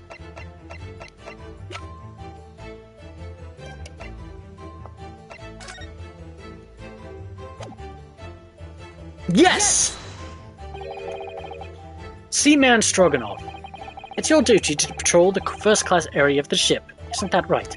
Da, that is correct. Why? And the ship's log here. this would be where you would record the details of your duties. What are you doing with that? That is mine! Ah, you rather carelessly left it atop the little makeshift bureau in the passageway out there. But as responsible passengers, we took it into our care with a mind to return it to you later. I left it there on purpose. That's where I put it, always. The point is, looking at what you usually record, it's clear that under normal circumstances, you write the phrase, "nothing to report," every 30 minutes. But from 2 o'clock last night until first light this morning, nothing was recorded at all. Nothing recorded in the log? That is... because nothing happened. But if nothing happened, you would normally write, "nothing to report," wouldn't you? Indeed so, which tells us that shortly after 2 a.m., something happened here aboard the SS Puria. Something sufficiently significant to make you forget to fill in the ship's log, in fact. Are you suggesting that the ship really did make an emergency stop in the middle of the night? Stop talking rubbish! If I'm perfectly honest, I find that a little hard to believe myself. Oh? Why? Well, because if something as major as an emergency stop really had happened, surely all of us would have noticed. That's very true. Thanks to the emergency stop we experienced earlier, we all know what it feels like now. The ship lurched so violently and the alarm bell was so loud. I can't imagine that anybody would sleep through that, even if it happened in the dead of night. Well, no, that's a good point.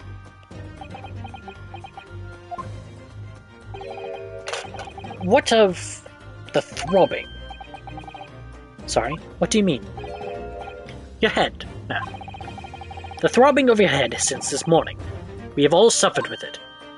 Ah. Oh, yes, I've had a headache. You're right. In fact, I haven't been feeling myself since I woke up today. Nor have I. My head has been feeling heavy ever since dawn. Yes, you've all been afflicted, haven't you? Just as I suspected. He's right.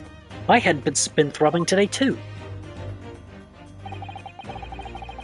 Since eating dinner yesterday evening, everything has felt sort of hazy. They drugged the food. I can't really remember anything that happened after I climbed back inside the wardrobe. And the first thing I noticed this morning was the throbbing pain in my head. I'd already been dragged out of the wardrobe. And had those handcuffs put on me by that point. Why didn't I wake up when all that was happening to me? Tell me, Mr. Naruhodo, you boarded this vessel as a stowaway, didn't you? Oh, well, yes. Sorry. The stowaway class of accommodation doesn't usually include meals. What did you survive on? Ah, well, Kazuma looked after me. He was always happy to share his meals. So you enjoyed some of the whole roast chicken dish that was served yesterday evening, I take it? Yes, in fact, I had all of that. Kazuma wasn't fond of chicken. Oh, really? So the victim didn't eat any of the chicken at all? That's right. He didn't touch it. Is that relevant? My dear fellow, does that not strike you? Oh, Mr. Sholmes, do you mean to say that there was something wrong with the chicken? I do. No, really? Is that really true? The meal prepared for the passengers last night had been tampered with. Tampered with by the addition of a soporific, designed to induce a very deep slumber in those who consumed it. A sleeping drug? Do you mean whoever did this laced every meal with a sleeping drug so no one would notice the ship's emergency stop? Mr. Naruhodo, of course that's not what Mr. Sholmes means. What a far-fetched idea. Precisely. Lacing every meal of every passenger on board with a soporific drug would certainly be impossible. Unless, that is, every single member of the crew was a conspirator.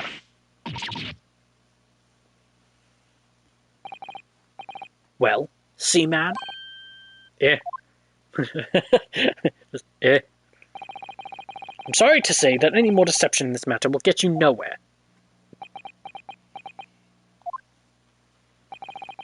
If you refuse to talk, there would have to be an inquiry made through the shipping company, of course.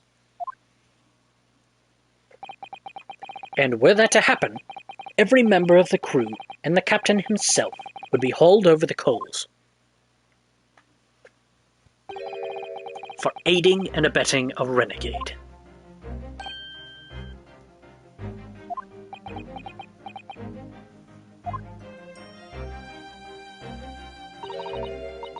Please, no more. I will tell everything. I can't do that in any other way now. Just, I cannot make problems like this for everyone anymore. These crewmen are your former comrades, I believe. So they were going to have her move to another ship, and that's what the emergency stop was for. Maybe. But the cat was missing, so someone went into the room to try to find it, and then found Kazuma awake and killed him. So when I decided to run away, I asked them to help me. We all agreed to help, everyone together. She threw away everything, her fame in the ballet, Mother Russia. We wanted to help our angel. I don't believe it. You are right. We put sleeping drug in chicken last night. Yes, I remember now. I did notice chewing on a lump of something strange and bitter at one point. We could not make all drug, how do you say, dissolve. Talk about heavy seasoning. At midnight in waters near Shanghai, we brought our angel on board. She was helped by comrade on shore with a small fishing boat. While all the passengers of the SS Buria slept soundly, thanks to the almost magical effects of the slumber-inducing potion their evening meals had contained. So if that's what happened, the only people awake on the ship last night were the crew, people who disliked chicken, and the newly boarded passenger, Miss Pavlova. And that means it would have been possible for you. You could have used the emergency stop trick to lock Kazuma's cabin door.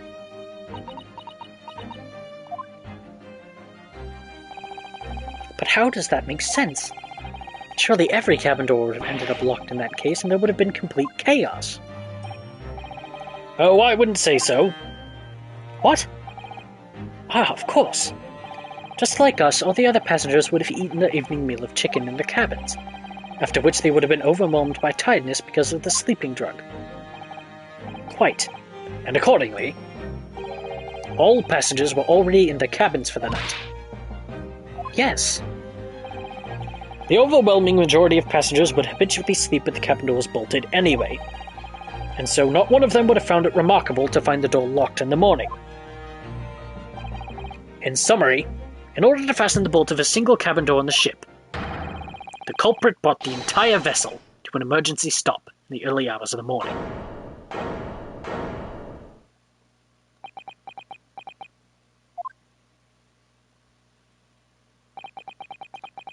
You have talked a long time and said many things. What is point? The point is what I said earlier. There was somebody else present at the scene when the victim lost his life last night. Someone who left a message in Russian on the floor in an attempt to incriminate another. Someone who tried desperately to hide the broken fragments of glass that would reveal the culprit's identity. And someone who abused the ship's emergency stop procedure in order to lock a door. All told, a busy night. But I don't know about any of this. I'm not saying that. You like to speak with your long English words and explain your clever ideas. But I am sailor. Sailors don't listen to long, boring stories. We don't believe. Sailors like me, we trust only what we see with our eyes. A laudable trait. What?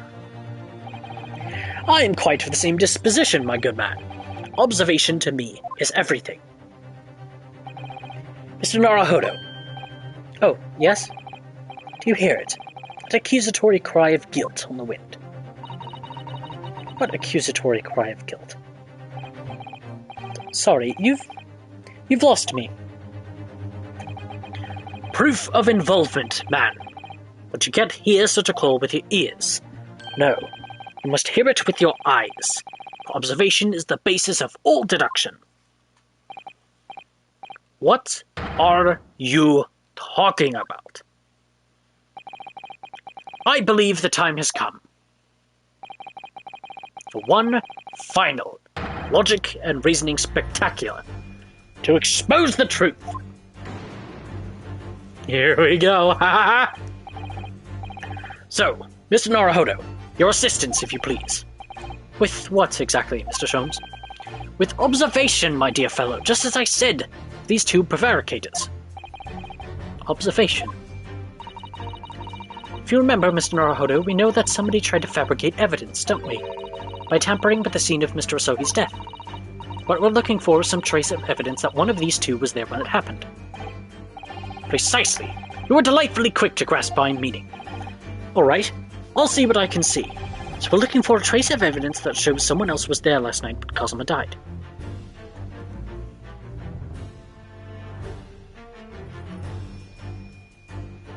Yes!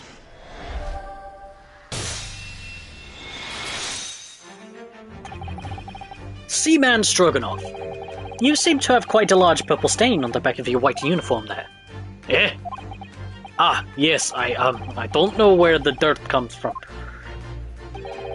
So nothing in particular comes to mind about the stain. What are you trying to say? What are you trying to say? It would appear that the significance of this stain has escaped your attention, Seaman. Allow us to make it plain. It's a very large purple stain on the back of Seaman Stroganoff's uniform, and I think what made it is clear. Indeed it is. So, Mr. Naruhodo, present the evidence that proves it. My pleasure. Alright then, the evidence that proves what that stain on the back of Seaman Stroganoff's uniform really is.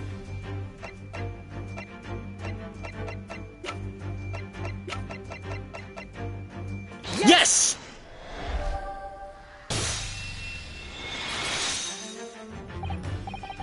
Yes! It's this photograph. In the ink it shows. That's what caused the stain on your uniform. Ink. Eh? A rather unusual color of ink. Purple. Ah! Ah, the penny drops. At last. Now you see the significance. The Russian word on the floor... Oh wait, no, that's the wrong character. The Russian word on the floor next to the victim's body was written in purple ink. And the stain on the back of your uniform is ink of exactly the same color. If the ink had been dry, it couldn't possibly have stained your uniform in that way. Which means... you must have been present in the cabin in the moments immediately after the ink was spilled. Alright, yes. It was me. I did it. Everything. I arranged everything in Dead Student's cabin to make it look like Wardrobe Man did it. Then I pressed button to make Boria do emergency stop and bolt cabin door shut. I did everything so no one would suspect our angel. Biff, please. Don't worry, Angel. Let me do talking. It was after 1 in the morning. I was on duty patrolling passageway, and her angel came to me. She was white like sheet. Biff, please, you must help me. I went with her. The door to cabin number 1 was open. When I looked inside, I saw student boy on floor. What happened here? Please, don't tell anyone. My little one. My little furry friend. Everything that happened in cabin is like Angel told you. The kitten escaped through the ventilator into Mr. Sogi's cabin. Then he tripped over it and broke his neck when he fell to the floor. Yes, that is right. So after the incident when the cat ran away, Miss Pavlova then visited the cabin next to hers, only to find its occupant lying lifeless on the floor. She said she was worried when she heard sound of something falling on the floor. That's when she went to look. No, Angel?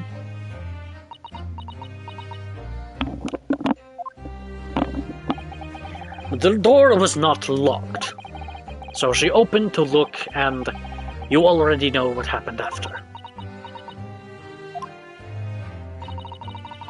There's just one thing, if you wouldn't mind. What? When you went to Mr. Visorgi's cabin, Miss Pavlova, was he already dead? I already told you. When Nina opened door of student's cabin and looked inside, I was asking Miss Pavlova. Well, Miss Pavlova? I need to drink some water. That's what she's saying. I haven't drank water this entire time. How long has this been going on?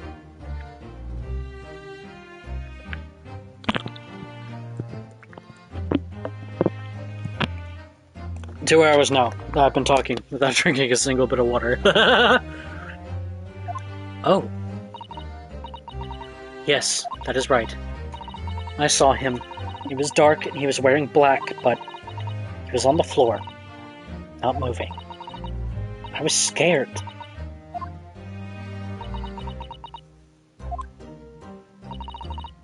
I understand, and I believe you. So is that finally it now?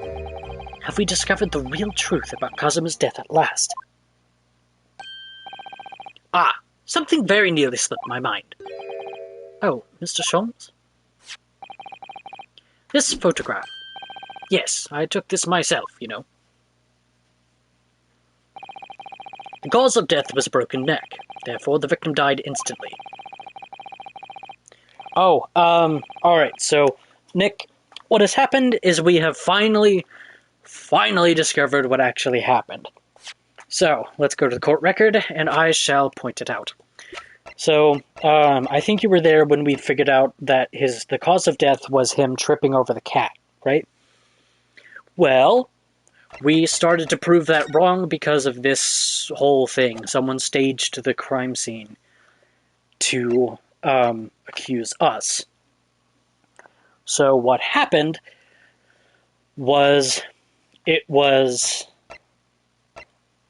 Nikolina Pavlova asking Stroganov to help her hide the fact that her cat was the reason why Kazuma died. So we are slowly moving our way through, like, breaking that down and figuring out what exactly happened. So this guy, so Stroganov was the one who wrote the Russian on the ground in the ink. And unless he was the guy who, like, finished off Kazuma, like, she told us that Kazuma was already dead. So I think that should cover what happened. Where did you leave at?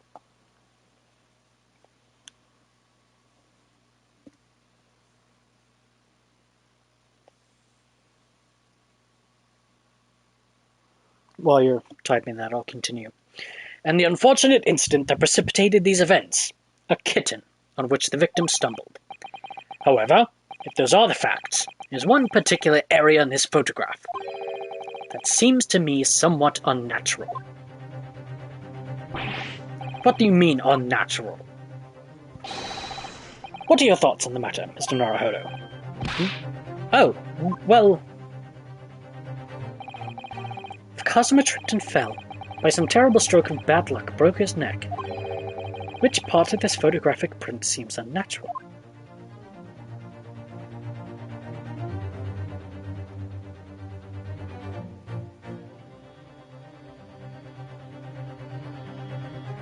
This? Yes! But we already... This word in Russian clearly wasn't written by Kazuma, so if you're looking for something unnatural, that's the obvious point. Very true. They're certainly peculiar. Trying to get her cat back with a toy.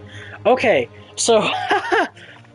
what happened was the cat was in Kazuma's room, and it was dark, and what ended up happening is he tripped on the cat and broke his neck. Very true. Certainly peculiar, but it's not what I meant by unnatural, I'm afraid. The particularly crass detail was orchestrated by the culprit. I mean to identify another point. Oh, I see. Imagine, if you will, losing your footing yourself. In my opinion, if you landed as the victim appears to have done here, it would be most unnatural. I'm sure you'll reach the same conclusion. How thoughtful you are, Mr. Sholmes. Thank you for your gentle guidance.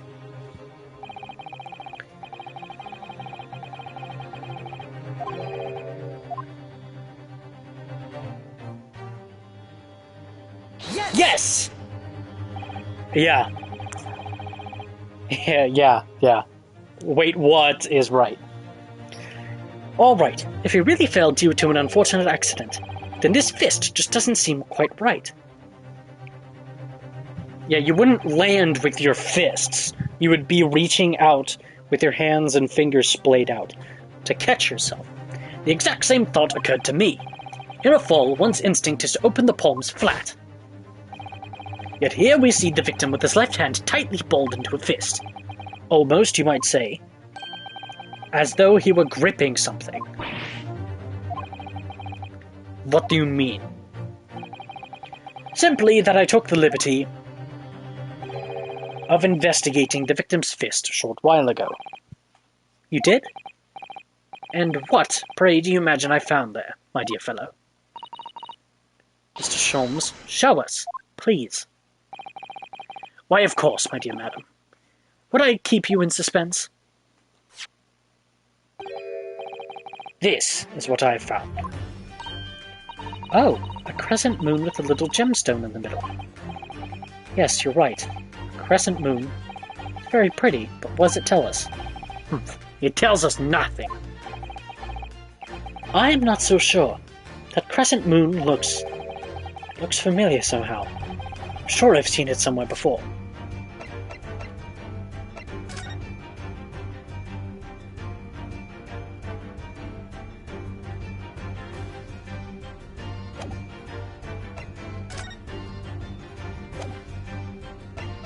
Where would I have seen that?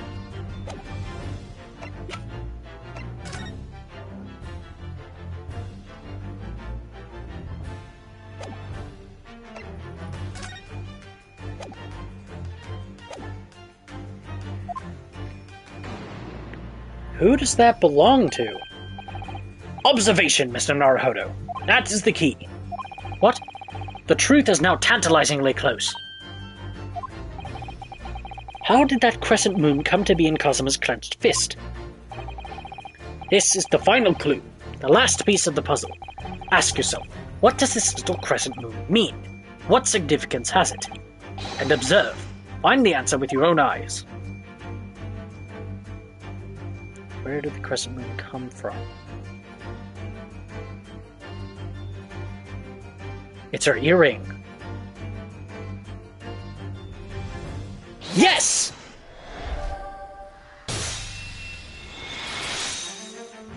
Did he find the tiara? Miss Pavlova, I noticed that on your ear. Even though you have a metal earring, the decorative part of it seems to be missing. The little link holding it must have broken, I suppose. What? What? But looking at your other ear, I notice a crescent moon. Ah! I don't believe it! I've now decided to make him as ridiculous as possible, because earlier I accidentally had him go, And it was really funny. To me, anyway. Now, the missing crescent moon was found in the victim's clenched fist. Clearly, there is only one logical conclusion. Wouldn't you agree, Mr. Naruhodo? Yes. Miss Pavlova, Mr. Asogi must have grasped that crescent moon and pulled it from your ear, perhaps just moments before he fell to the floor. In other words, last night, Mr. Asogi's cabin, you witnessed the moment when the victim fell with your own eyes. In fact, you were quite literally at arm's length from him. But then the question is, why did Mr. Asogi do that? Why did he pull your earring from your ear and hold it in his clenched fist during this final moment? Oh no. Angel, oh no. No one can protect you now. Please, Miss Pavlova, tell us the truth. Last night, what did you do to Kazuma?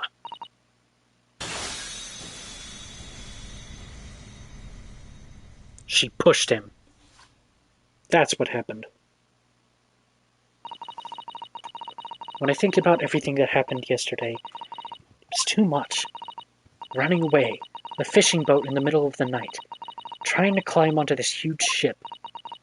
And then, when I was at last in this cabin, and I could relax after this horrible long day.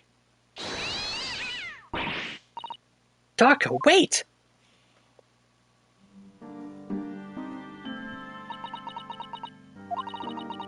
I couldn't believe it when she disappeared through the ventilator. I tried to call her with a little whistle. I tried waving her favorite toy, but nothing worked. Darko would not come back. And so she assumed, oh yeah, and the entire, all of the passengers were knocked out with a sleeping drug that was placed in the food so that Miss Pavlova could get on board. Because the entire crew was in on it. Because she had been a part of the ship before. She had been part of the band. So they consider her their angel, basically.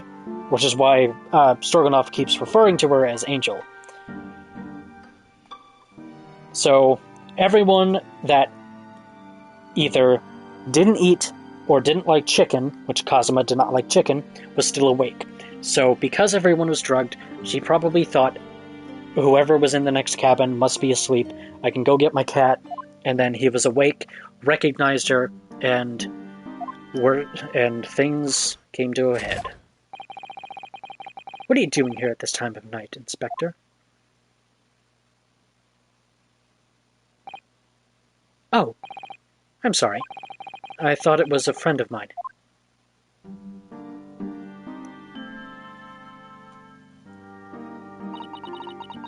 The young man from your country was very polite and kind. He helped me to find Darka, and he promised not to tell anyone. But then, I had my friend in my arms again, and I was going to leave the man's cabin. Just a moment. Sorry, but...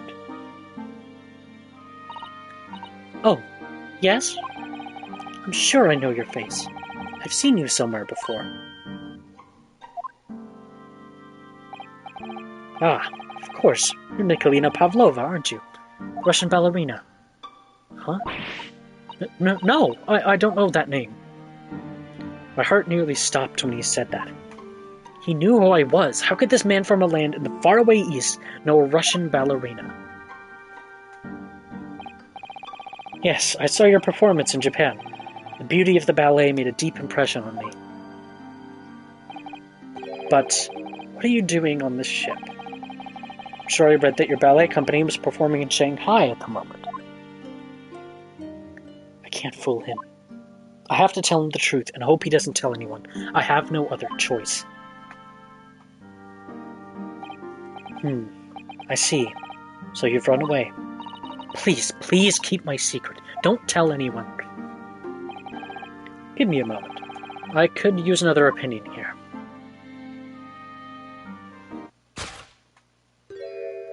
He's going to pull that cord.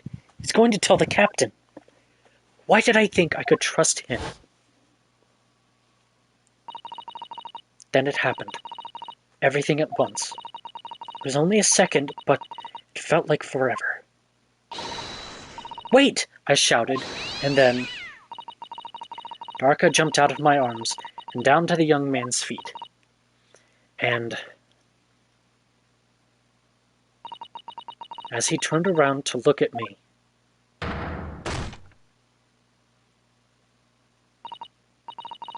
I pushed him.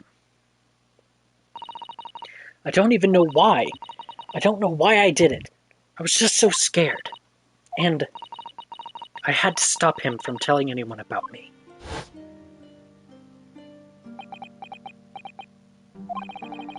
And that's when he went to fetch help.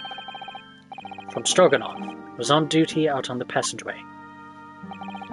I heard Nina cry out and thud on the floor, so I ran to her. She was standing at cabin door shaking like a leaf. She looked at me and said, "Help me, Biff. If they find out, I will be... Please, I have nowhere to go." So you decided to help. And that's when you arranged things at Kazuma's cabin to make it look like I did it. So that no one would suspect the passenger in the cabin next door. Yes. I went into cabin and I looked around to make sure there was nothing to show Nina was there. And then I found Stowaway. In the wardrobe. Still sleeping. Right. That's when he found me. So you worked out a plan. To lay the blame on the stowaway. I closed wardrobe doors and put back strange paper sign. Luckily for me, that's the only reason Susato-san started to believe me when I said I was innocent. I dragged the young man's body to a good place and used ink that was spilling to right on the floor. I wrote, whatever that is, so that person who found him would look inside wardrobe and find stowaway. And tell me, what of the glass bell? It was by my feet, so I picked it up. I see. But it was dark in the cabin. I didn't notice the other half. An angel went back to her cabin, and I finished the job. By pressing the emergency alarm button in the passageway. Yes. Accordingly, the SS Borea did indeed come to an emergency halt at a little over 2 a.m., thus enticing the bolt on the cabin door to slide shut, creating the locked room mystery.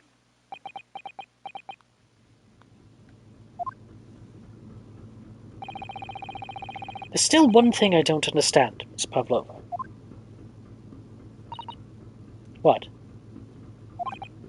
Well, you said that you told Kazuma about the fact that you'd run away from your homeland. And it's because you were worried he was going to tell the captain that you pushed him. Isn't that right? Yes. But even if he had pulled the bell cord and called for the captain of the ship, aren't you friends with every member of the crew? Why would that have been a problem? It was what he said first that made me scared. What he said first? What are you doing here at this time of night, Inspector? Oh, I'm sorry. I thought it was a friend of mine. He said an inspector was his friend. Ah, yes, meaning me, who was supposed to be acting as his bodyguard. I thought that if police knew about me, they would arrest me.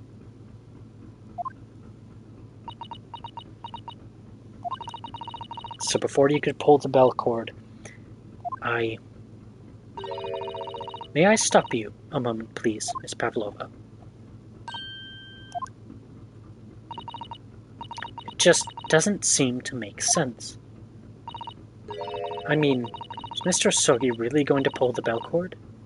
I don't know. What? What do you think, Mr. Naruhodo? Well, I'm not Kazuma, so I can't know for certain, but he was a man of his word.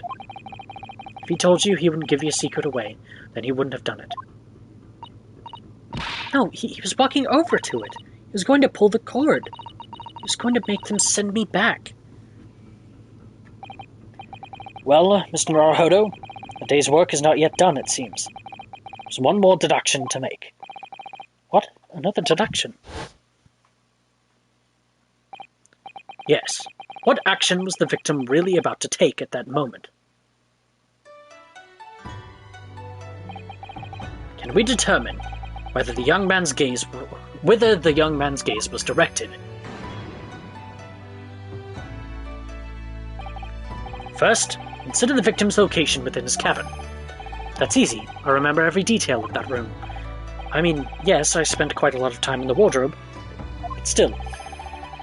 That cabin has been my home for this entire voyage. So this is how the cabin looked last night, when Miss Pavlova visited Kazuma-sama? Kazuma-sama? Yes, it's exactly how it was. Are you ready then, Mr. Naruhodo? Yes. There's one thing I've learned today. It's that a simple gaze can reveal all manner of truths. Not only that, in order to draw the right conclusion, you can't afford to be out by even a little bit, following the gaze to where it lands. So, when he turned away from Miss Pavlova, what exactly was Kazuma looking at? Yeah! Oh, finally he said, take that! Finally! Considering everything that had happened last night, certainly it may have looked as though Kazuma was going to ring the bell cord. Yes, however, what is directly beside the bell cord? The wardrobe.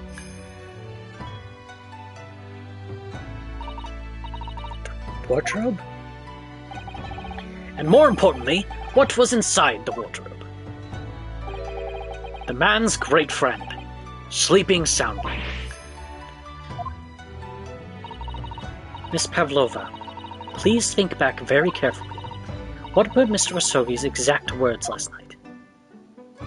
Give me a moment. I could use another opinion here. Another opinion. Yes, but not from a member of the crew. No. Mr. Asogi, I don't know how to pronounce that last name. I'm sorry, I'm just going to call him Kazuma, even if they say that. Intended to consult his close friend on the matter. To see if, between them, they might be able to help in some way, no doubt. Oh, no. Sadly, we can't know the truth for certain now. It's too late for that. But I wish you had made sure of what Kazuma was looking at. Things may have ended very differently if you had.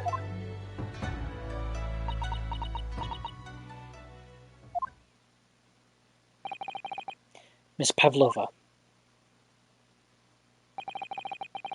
I want to thank you for finally admitting the truth. But unfortunately, the truth is a man lost his life because of what you did. And that will never change. I hope you'll never forget that.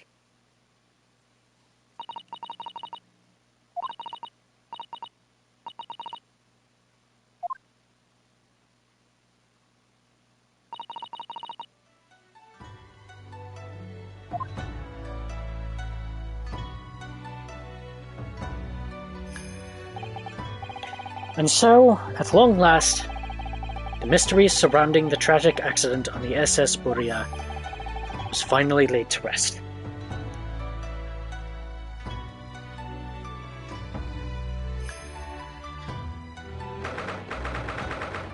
"9th of January, 7:14 p.m. SS Borea, first class cabin, passageway." What will happen to Miss Pavlova now, then? Once we reach Great Britain, she'll be handed over to the British police at Scotland Yard.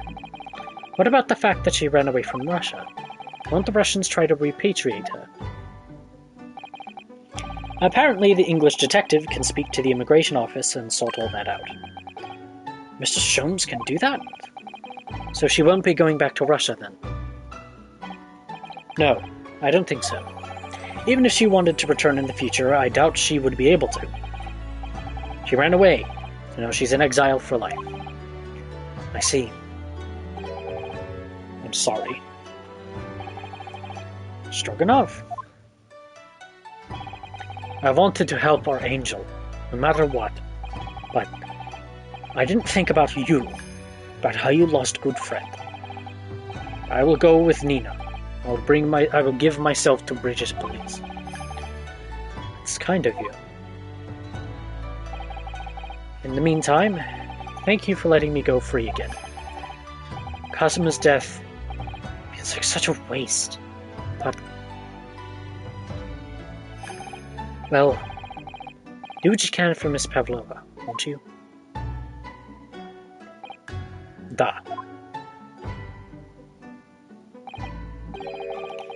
Well, I'm afraid you need to pack now.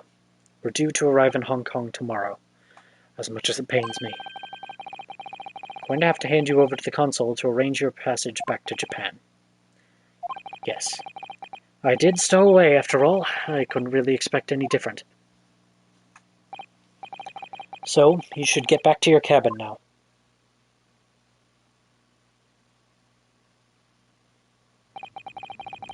Looks like my study tour to Great Britain is over before it's even begun then. To think that only days ago, Kazuma and I were laughing together about how we'd tear up the streets of London.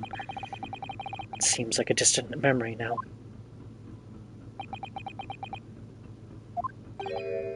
Oh, what's that? Is it someone weeping?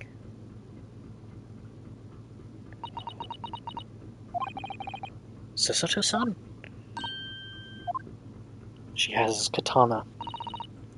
Naruhodo-san, I didn't know you'd had returned. Oh, well, I haven't been back long. Inspector Hosonaga just told me I should pack. You know, ready to leave ship tomorrow and all that.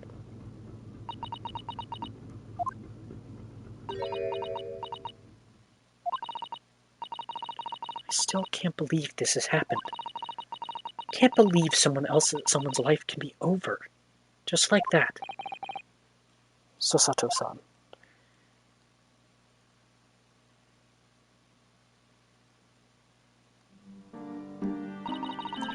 He had such grand ideas for this visit to Great Britain.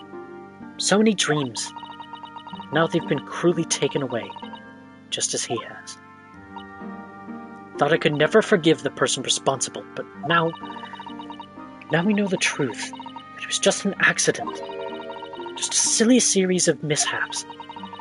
It's too much, Naruhodo. It's just too much.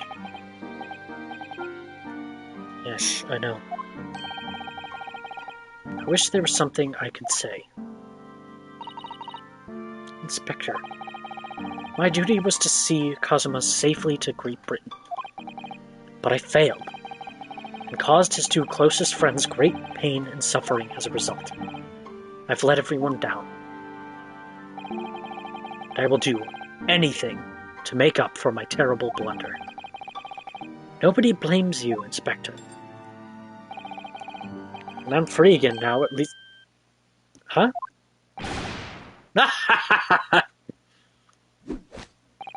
Surprised, Mr. Naruhodo? What is the meaning of this? Oh, a trifling matter. Simply that in my head I think I shall always picture you wearing those shackles. Without them, the balance seems all wrong. It's distracting. Sorry? So I decided to restore them, for old time's sake, shall we say. You are a stowaway, after all.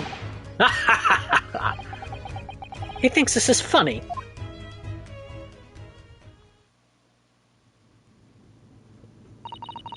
Mr. Sholmes, we do appreciate all of your assistance. I'd like to thank you from the bottom of my heart. Not at all, not at all. And though it's a little late, may I offer my sincere condolences. The loss of your companion is truly heartrending. I hope that you will be able to fulfill some of his aspirations in his honor. I'm afraid that won't be possible. We shall be disembarking at the next port, in Hong Kong. We have to return to Japan and make a full report about everything that's happened. What? Wait a minute. It's just me that has to go back, isn't it? I mean, I was the stowaway.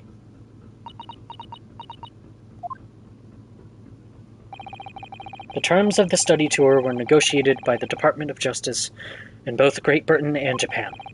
It was to be one lawyer and one assistant. Was to be. In the light of Kazuma's unfortunate death, I'm afraid the study tour can no longer go ahead. No, I don't care for me, but Susato-san.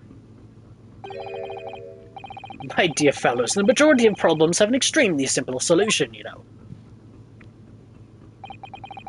All you require is one lawyer, and the study tour can continue, surely. But there's no one else with the necessary qualifications, Mr. Sholmes. We know of no other lawyer. Qualifications, you say? Any qualifications obtained in your own country will be of little value in Great Britain, I'm afraid. Oh, but anyway, the voyage to London still promises a good month of time. Ample opportunity, I would say, to find yourselves another suitable lawyer. Yes.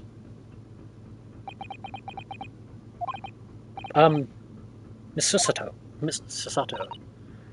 Yes? Do you think perhaps I might be able to do it? Ah! But you're not a lawyer, Mr. Naruhodo. Oh, unless... Are you studying law? No, I'm not, but... I'm sorry, in that case, I don't think there's even a chance it could work. But as I said, there's still more than a month before we reach England's shores. Isn't that right, Mr. Naruhodo? Yes, I have a month in which to study, to learn what I must to become a lawyer in Great Britain. Mr. Naruhodo, that's ridiculous. Are you seriously suggesting anybody could learn all of that in just 40 days? There's only one way to find out. I would work my fingers to the bone, Inspector, every single day. Will you let me try?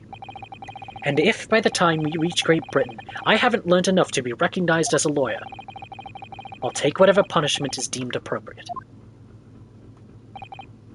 But why put yourself in such a difficult position? For Kazuma. He said that there was something he had to do in Great Britain, and that he would sacrifice anything to make it happen. He was passionate about it. I can't let all that passion just come to nothing. And anyway, it's for my own benefit too.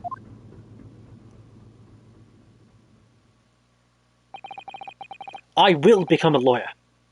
I have to. What do you say, Miss Susato? Miss Susato. Susato.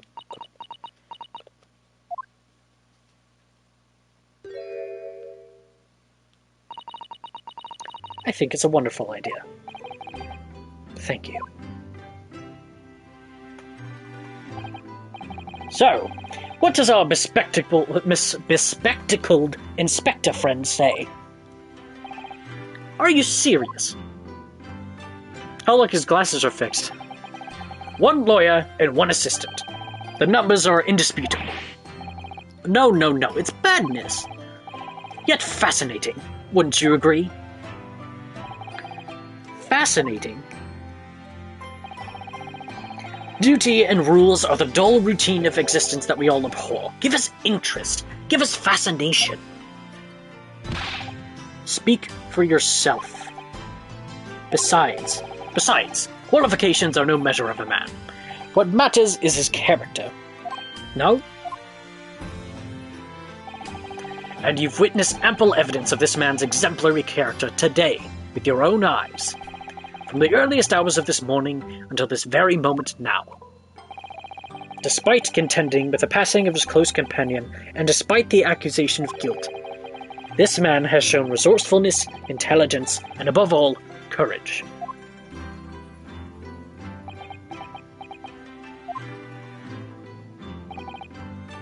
Very well.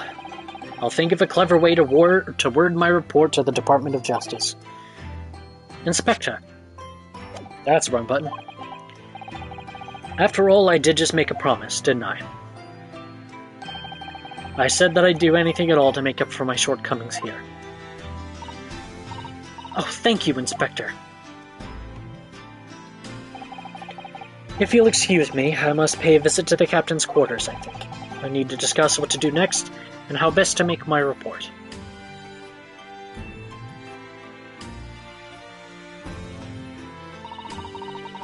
Are you really prepared to attempt this, Mr. Naruhodo? Yes, I'm going to try. I wonder, would you consider teaching me what I need to know? Everything about being a lawyer.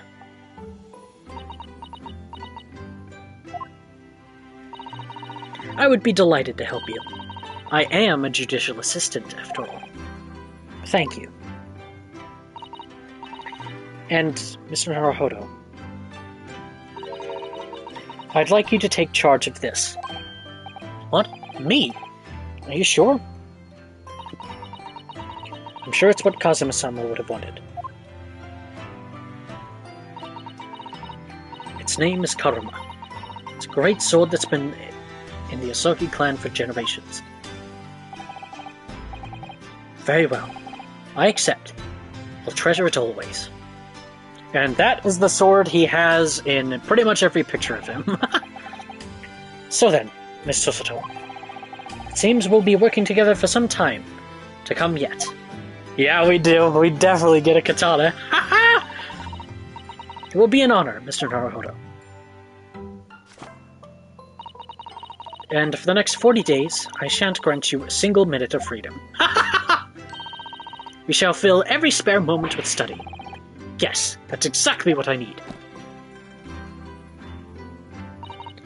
But, before we begin, I have an earnest favor to ask of you, too. Goodness, what is it?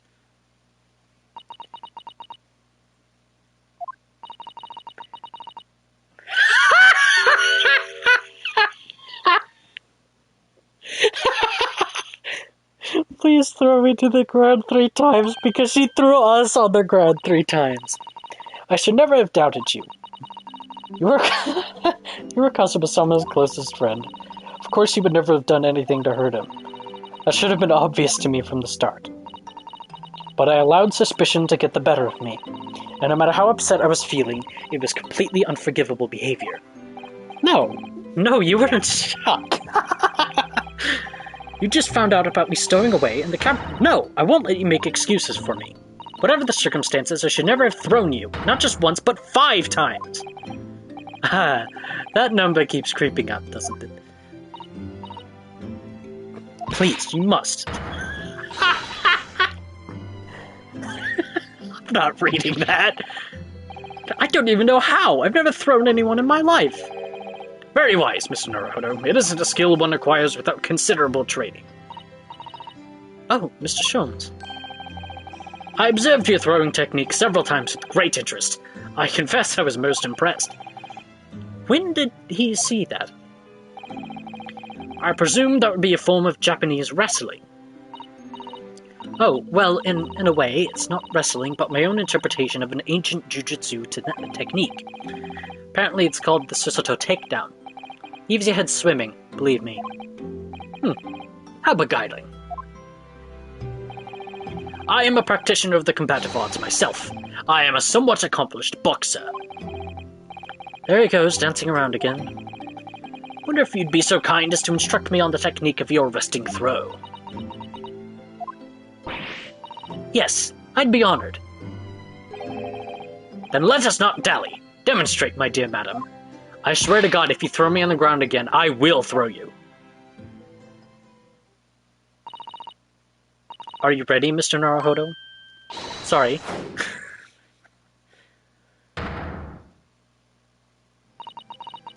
As you can see, you throw from the abdomen. Oh, yes, arresting indeed. That's what you term the Susato takedown, is it? Actually, no, that was a Susato squash.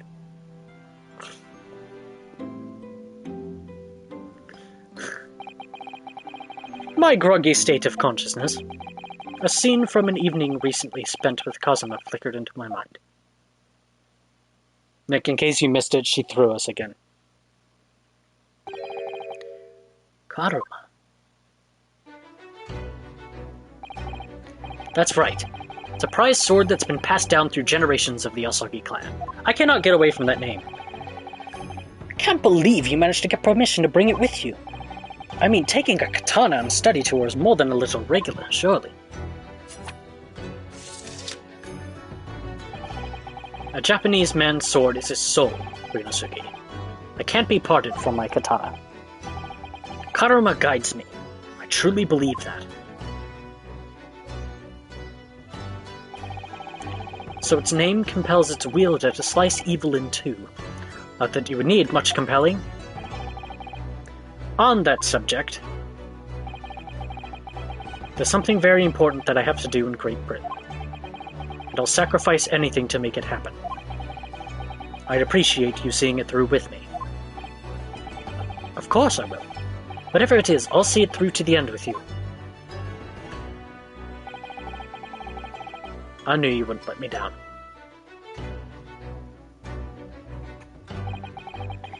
That important thing he had to do. I still don't know what that was.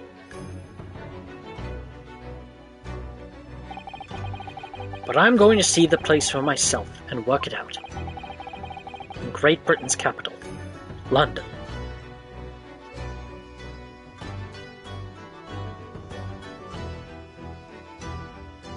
End. Crash Course Candidate is the trophy that I just earned.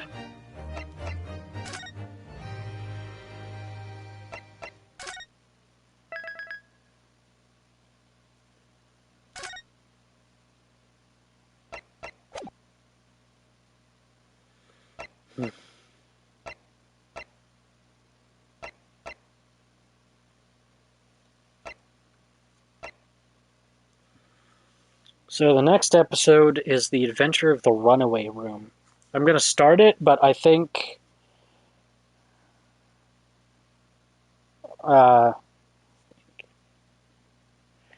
yeah, I think we should.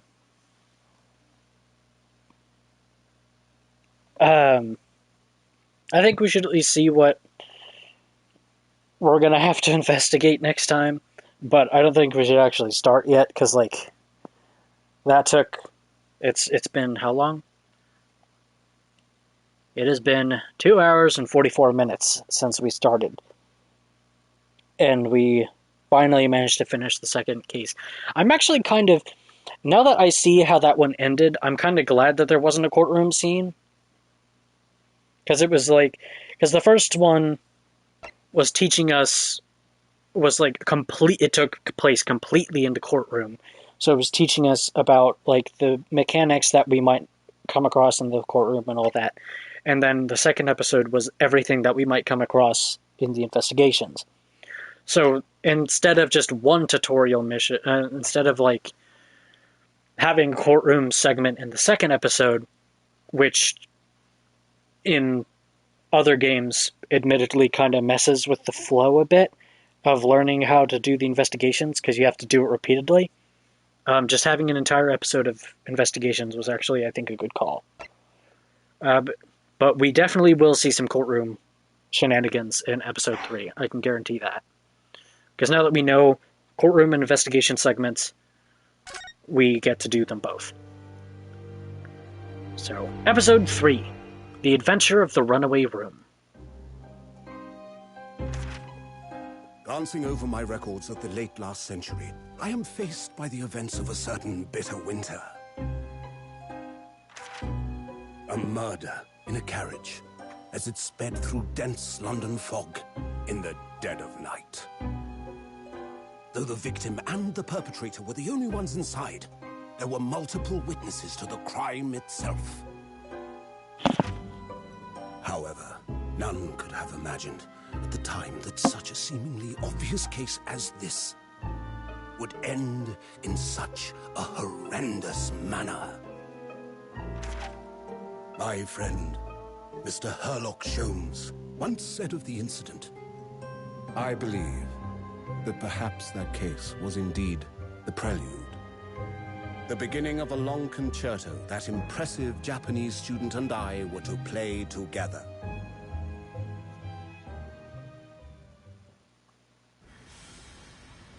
Ooh, cutscene! Yay! There we are. Amazing. Is this really just a railway station? Railway station or not, I've never seen such an enormous building before. You see a little spike of his hair? And look at all the steam locomotives. This country is incredible. Have I been doing a British accent for no reason? Because, like, everything I've heard him say so far, he's said with a British accent, except for now.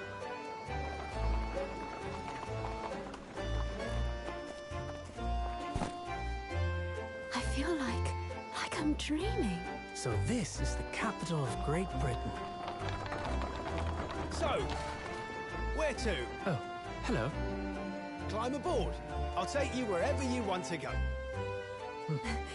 In that case, the Supreme Court in Whitehall, if you wouldn't mind. My pleasure. I suppose you're visiting students from abroad, eh? Yes. Thought so. Well then, I hope you enjoy your stay. Man, that accent is so hard to keep up, too. To the centre of the world. Great Britain's mighty capital, London.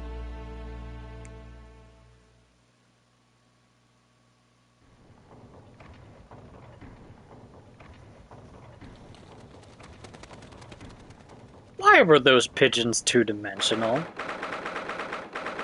18th of February, 9:21 a.m. British Supreme Court, Lord Chief Justice's office.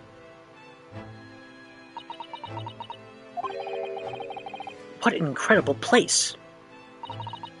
It's so imposing. It's almost suffocating. This place is breathtaking. Looks like a fortress. I'm gonna be honest, I might continue to do the British accent anyway, just because it's fun. There are some stone buildings like this in Japan now, of course, but they've only been built in the few short decades since we opened our borders to the outside world. An authentic example like this has quite a different impact, wouldn't you agree? A far cry from the wood and paper most of our buildings are constructed from. It's suddenly unfamiliar. But I think there's more to the differences than just construction materials. What is this place again? What is this place again? This is the Lord Chief Justice's office, Naruhodo-san, in the Supreme Court of Great Britain. The Lord Chief Justice. We had instructions to report here at this time. If circumstances were different, we were supposed to let the Lord Chief Justice know that we had arrived from Japan. But Kazuma can't. No. So instead, we are here in a different capacity. As envoys to report the news of Kazuma-sama's death. Yes. Having delivered his or her message, envoy's duty is done. So we'd have to return to Japan. If we want to remain here in Great Britain, I have to take Kazuma's place as the law student selected for the study tour. Yes, which means you need the requisite qualifications as a lawyer, which is what I've been studying for. Here in Great Britain, it is Lord Chief Justice who appoints lawyers. So that's the second reason why we're here, to have you officially recognized as a lawyer. It's the only way that we'll be able to remain here in London.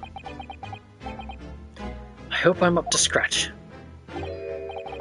Ah, good morning. Sorry for keeping you. Oh, I trust you aren't too exhausted after your long voyage from Japan. Seems I'm 1 hour, 12 minutes, and 47 seconds late. My apologies. Oh, no, don't mention it.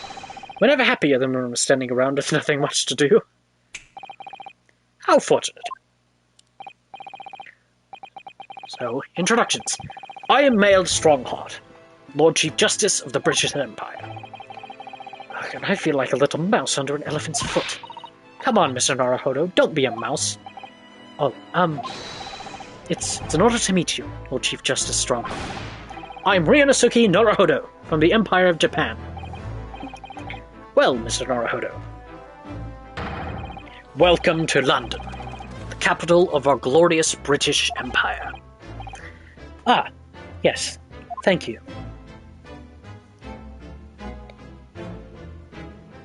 He kind of does look like a JoJo character. I think it's because of all of the spikes on his head, because he has like 3 on his face, and then 1 giant one on the top of his head, and then a bunch of smaller ones that are layered.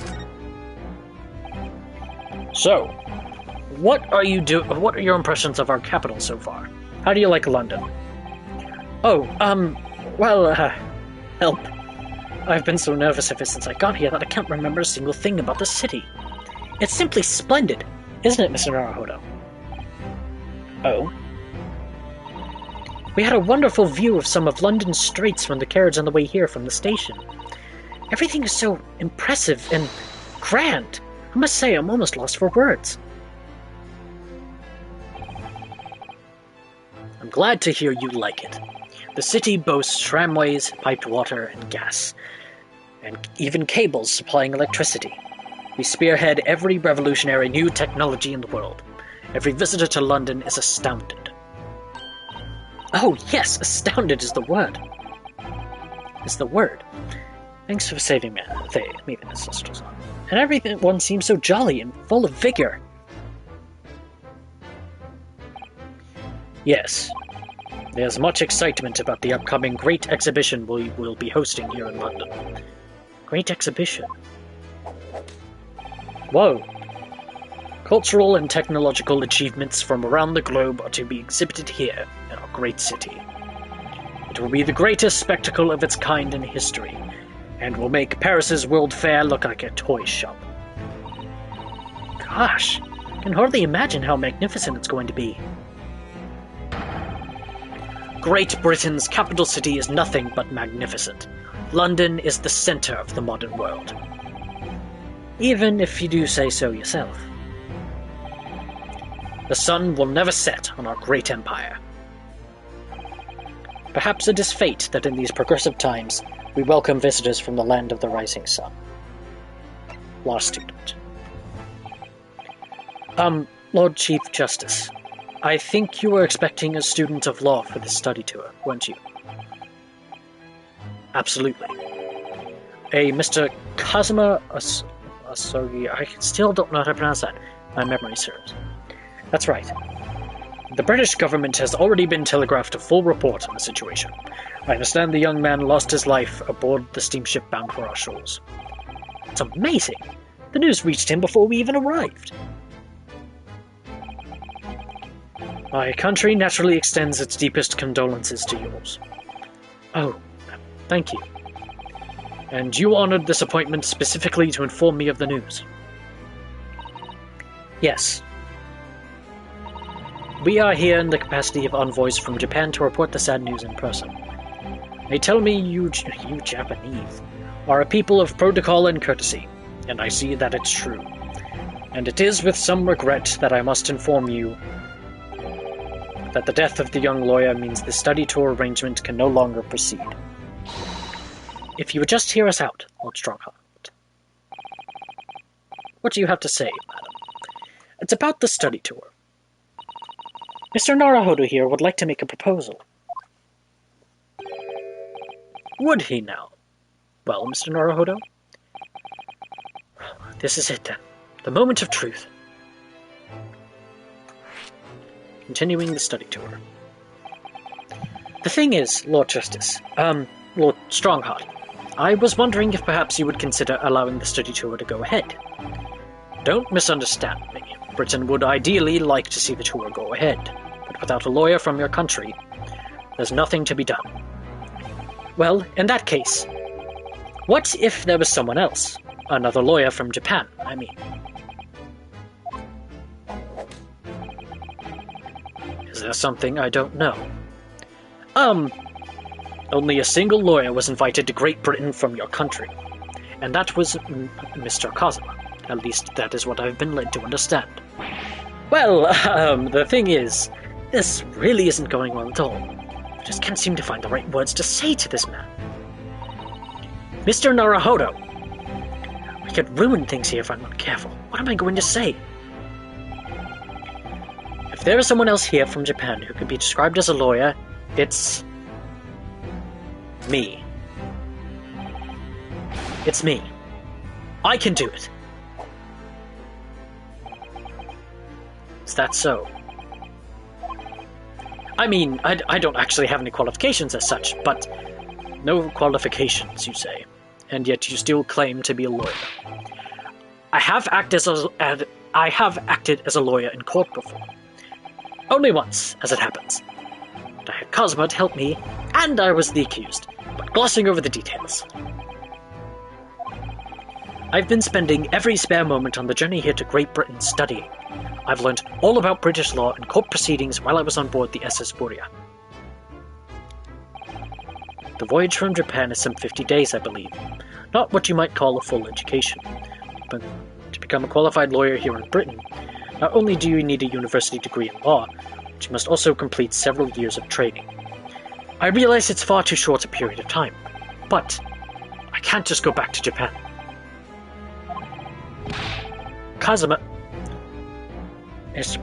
His journey had only just begun. Coming here on the study tour was all he thought about. I have to carry on and do everything he planned to do. I know it must sound like I have an overly inflated opinion of myself, but I would do anything to prove that I have what it takes.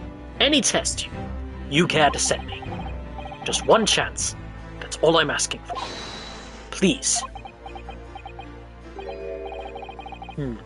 31 seconds. Sorry? Your opening statement there, Mr. Naruhodo. It was 31 seconds long. Not too brief, or too protracted. A perfectly judged appeal, I would say. Which is a skill that would stand you in good stead as a lawyer. Oh, thanks. So, you're willing to put those words to trial, are you? Well, I'm all for entertainment. Huh? But let me ask you one thing first, sir. Yes? You say you intend to do everything Kazuma planned to do. Are you firmly set on that path? Well, yes. That's my intention. I see. Am I imagining things? Or did his expression just alter a fraction there all of a sudden? Very well. You have your wish. I'll give you a chance. A test to become a specially certified lawyer. Whether you pass or fail is entirely down to you. Really? Test. So what form will the test take exactly? Tell me, Mr. Naruhodo, what do you consider the role of a lawyer to be? Well, defending people, of course. Well said. So, let's have you defend someone. Huh? Your timing is perfect, in fact. There's an apt trial about to begin later today. No advocate has been appointed for the defense as yet, so this will be welcome news.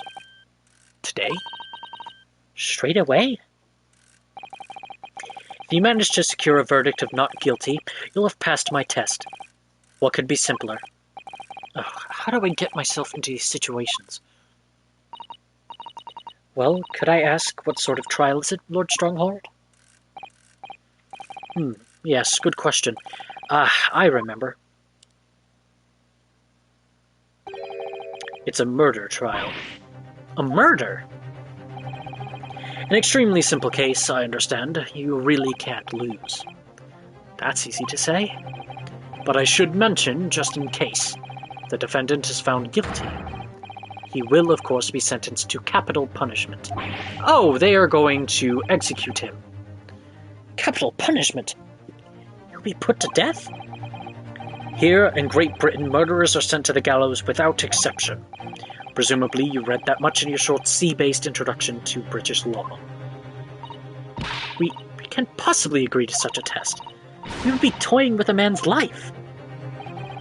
I am the Lord Chief Justice, and I've decided it's acceptable. But you can't do that, can you? No, we can't. They want this man to be found guilty. There's no need to overcomplicate this. All you have to do is ensure that you don't lose. So the defendant may live or die depending on how well I perform in court. If I lose, he'll be hanged. Mr. Naruhodo, you've come to me claiming to be a lawyer. If you want me to take you seriously, you need to prove you're willing to do a lawyer's job. And you say you intend to see through the will of your compatriot, Kazuma. I would like to understand just how far you're willing to go in order to make that happen. He's testing my resolve. What's the matter? You've fallen silent. I'm sorry, but time is pressing. The trial begins shortly. I need an answer from you now. What's it to be? What do I say? Do I agree to this absurd test? I'll do it. All right then. If I have to give you a decision now...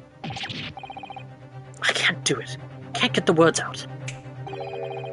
15 seconds. Your decision-making needs work if you want to be a lawyer. That was too slow. So, it's as I suspected, is it? Sorry? You have noble intentions, but lack the resolve to see them through. The test is cancelled. Thank you for stopping by. Go and acquire your ticket for passage back to the east tomorrow. This conversation is over. Yes, Lord Strongheart. Thank you for offering me a chance.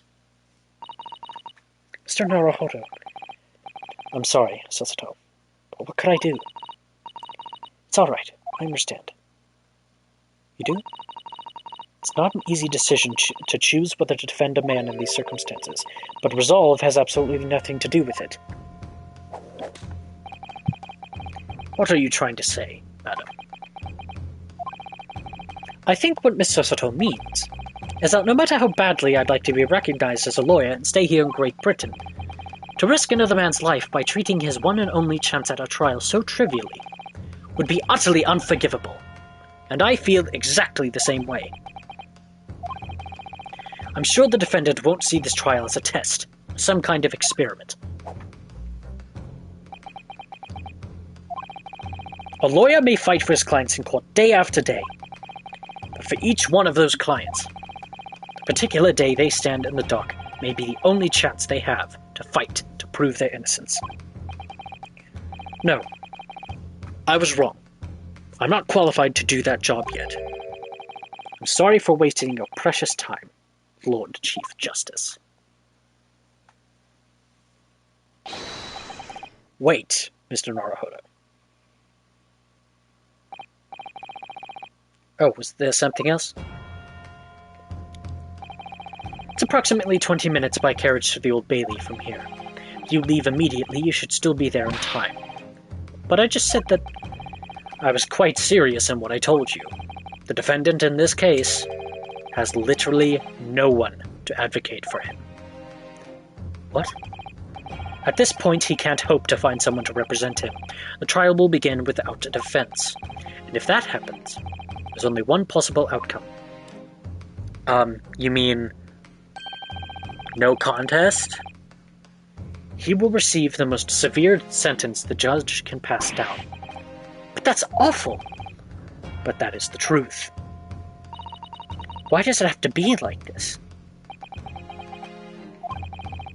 Please don't expect an answer to every question. The cold, hard truth of the matter is that there is only one person now with a chance to save this man from a very miserable end. And that is you. I'm really his only hope. So, what do you say now, madam? Me? What do you mean, Lord Strongheart? You said it wasn't an easy decision to choose whether to defend a man in these circumstances. And I agree. But in my estimation, it is purely and simply a matter of resolve. Oh.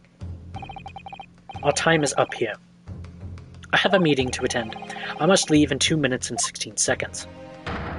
So, venture into our great city and enjoy yourselves.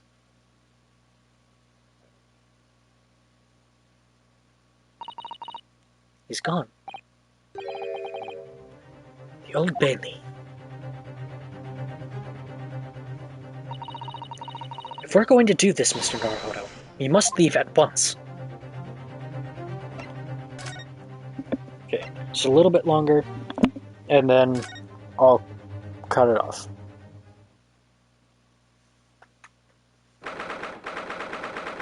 February 18th, 9:45 a.m. The Old Bailey Defendant's Antechamber. Oh, thank goodness we're in time. There's still 15 minutes until the trial begins. I never knew a horse-drawn carriage could go so fast. I thought my teeth were going to rattle loose. Did you hear what I said to the driver when we climbed aboard? Get us to our destination in 5 minutes, driver, and there's a guinea in it for you. It's one of my favorite lines from the Herlock Sholmes stories, and it worked quite perfectly. Not sure why you're so pleased. I thought we were going to die. And we had to pay gold for the privilege. Well, at least we arrived here before the trial started. Yes, I suppose there's that. Anyway, I don't understand it. The court clerk said the defendant should be here, but there's no sign of him at all.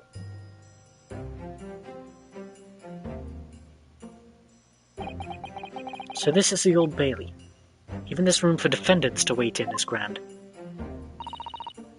Are you alright, Mr. Naruhodo? I'm feeling tense. That's all. This place gives me the same sense of foreboding that I remember from Supreme Court in Japan. An oppressive air. Almost as if the building itself is going to crush whoever is about to be sentenced. Feels like only yesterday that I was the one about to be crushed.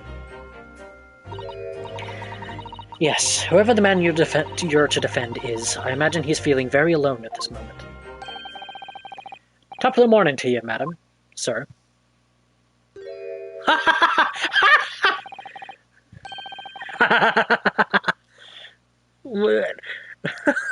What is he wearing? What are yous doing following me here? Things are fairly desperate, are they? Sorry? Would you look at those expressionless faces? You're from the East, are yous? We're from Japan, yes. Ah, Japan, is it right? Say no more. It's a Brooklyn accent. It's the wrong one. So, how much do yous need? No, we're just here because... No need to explain, fellow. I've been there myself, so I have. He does kind of look like Willy Wonka. No place to go, nothing to eat, barely a penny to your name. And all well in a strange, faraway land. Well, actually, we haven't found a place to stay yet, no. 'Tis grand, 'tis grand. Let me start by giving yous 1,000 guineas. Say nothing now. 1,000 guineas? Please, Miss Susato, you don't have to shout. But 1,000 guineas is enough to build an entire mansion in the most prestigious area of Tokyo. What? 'Tis nothing to me at all. I like to ensure I have sufficient funds to weather a rainy day, you see. I have enough wealth to buy the city of London 2 or 3 times over. Could that much rain even fall in one day? Well, even so, we couldn't possibly accept such a large sum of money. Ah! Hit me in the eye! Don't get me wrong, fella. Not giving it to you, no strings attached. Be wanting you to do something for me. Oh? To be honest, it is a little embarrassing. The trial that's about to begin, you see, is from me good old self here. I'll be in the dark. So now, what I want you to do is come along with me and stand there beside me. Officially, you'd be my lawyer, but that's just a little detail now. Oh, well, the thing is, don't worry about a thing. All you have to do is stand up there next to me, nothing more. Otherwise, you see, trial is going to start without me having any kind of representation at all. So it was true. The Lord Chief Justice wasn't just making it all up. I'm terribly sorry to have to ask, but does that mean you're the defendant in this trial? Blaster and blazes, do you not know who I am? Me? One of London's biggest names? By the way, that sound was me balancing something on my foot that fell. No, sorry, we've only just arrived in the city, you see. I see. I suppose it isn't altogether impossible. Well, just next to Hyde Park there in the center of London is another beautiful park. Sorry, a park? What? 'Tis called McGilded Park, full of blossoming flowers in the spring and singing birds and whatnot. I donated it to the city, so I did. An entire park in central London.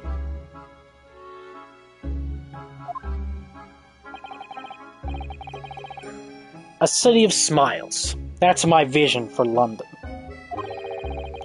There's nothing Magnus McGilded won't do for the city and its queer old people. What? Old people? That's amazing. I mean, really extraordinary. Ah, but now they've the gall to say I'm a good-for-nothing criminal. Me, Magnus McGilded. What is the matter with the London police, I ask you? Oh wow, he's freaking out. Alright. Alright, don't pass out. Mr. Naruhodo, perhaps now would be a good time to introduce ourselves, while the gentleman catches his breath. Good idea.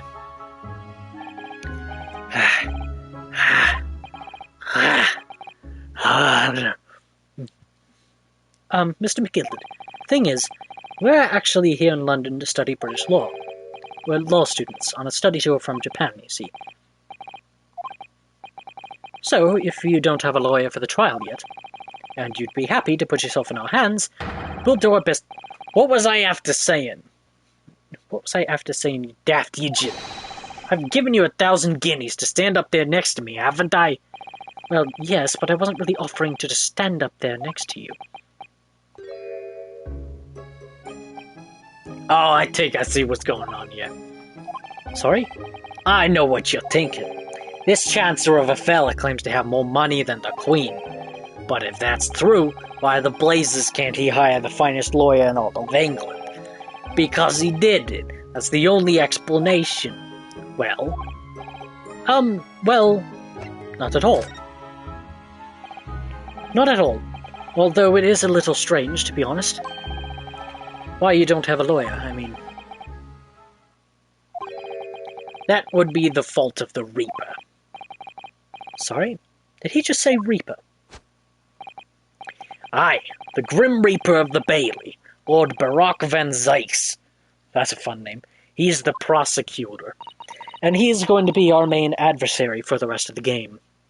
The prosecutor is the Grim Reaper? And Van Zykes stands for the prosecution. They call the accused his sacrificial lambs. And to this day, in every single trial in which he's been the prosecutor, the accused has been damned. What?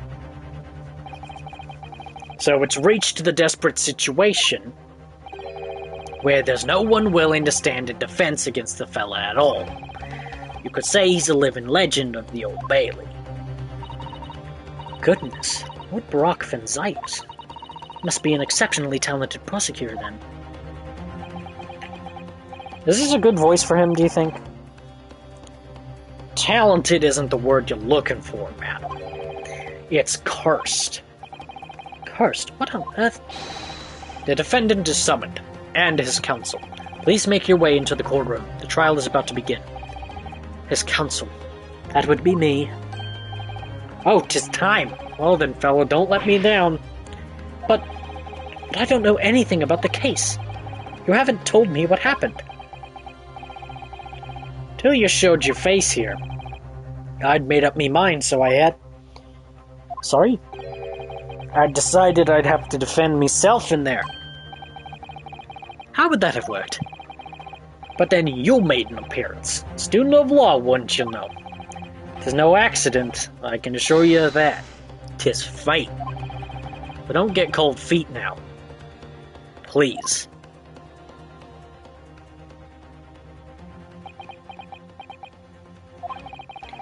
I literally know nothing about the case, or about this man who stands accused. In fact, the only thing I do know is that I can't just turn my back on him.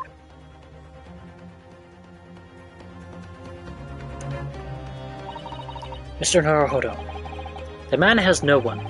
He'll have to stand alone in that courtroom, armed with nothing to defend himself. Yes, something that Kazuma would never have allowed to happen. Counsel for the defense, what are you doing? If you're late for the start of the trial, you will lose your right to stand. I'll be right there.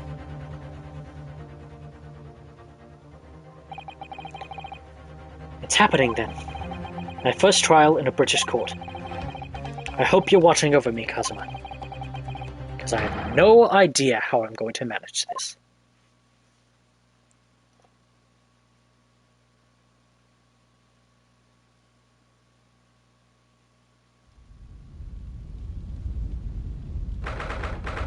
'18th of February, 10 o'clock a.m. The Old Bailey courtroom.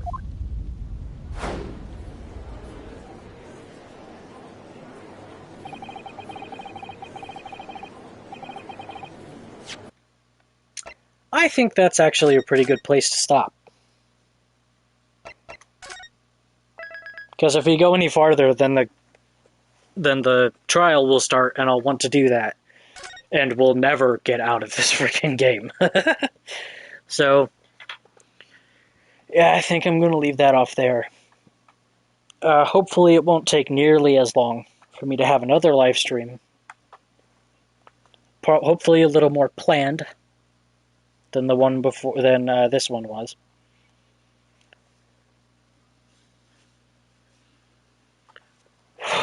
So we're just going straight into a trial then. Against a prosecutor who has literally never lost. Lovely. So anyway, Nick, if you're fine with leaving it off for the next time,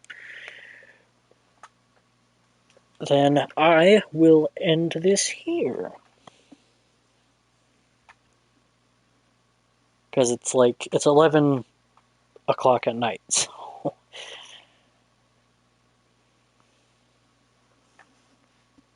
I'll just wait for a response of some kind.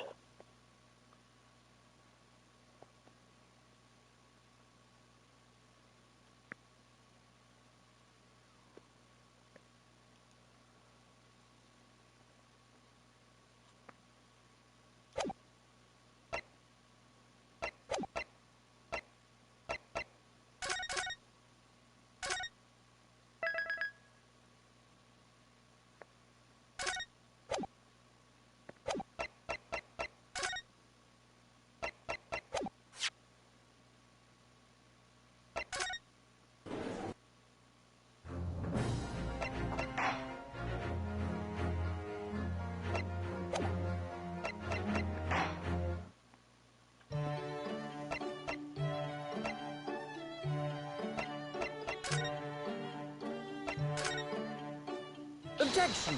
I'm sure everyone knows by now who it is. Inconsistency, sir. I mean, yes, there's a clear inconsistency here. Yeah, he has a British accent, so why didn't he have one in the cutscene? Susato Mikotoba. Susato. Judicial assistant to the... Susato. Susato. A Japanese man's katana is his soul. This blade shows me where I need to go, and cuts down anything that's in my way. I have faith in you, Ryunosuke Naruhodo. Oh, here's Von Zykes, by the way. Objection! Oh, that smug bastard. Can't wait to kick his ass in court. I will become a lawyer. I have to.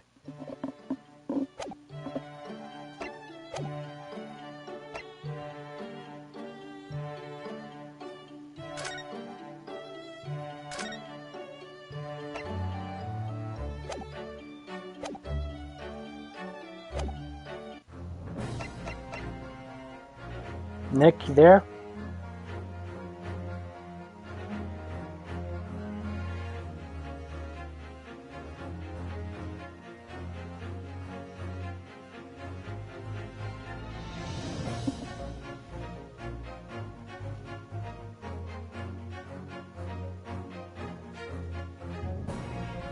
Alright, well, I'm just going to leave it here. Sorry, I was cracking my fingers. Yeah, I'll have to plan the next one to be sooner than it was now. But this month is going to be pretty busy, so I don't know when I'll be able to. But, yeah, I think that was a good place to end it. And I cannot wait to continue this game. I was reminded why I had wanted this game for so long, playing it again today. So, yeah. Thank you for watching. And I will see you in the next live stream, or video, or whatever I happen to do. Good night.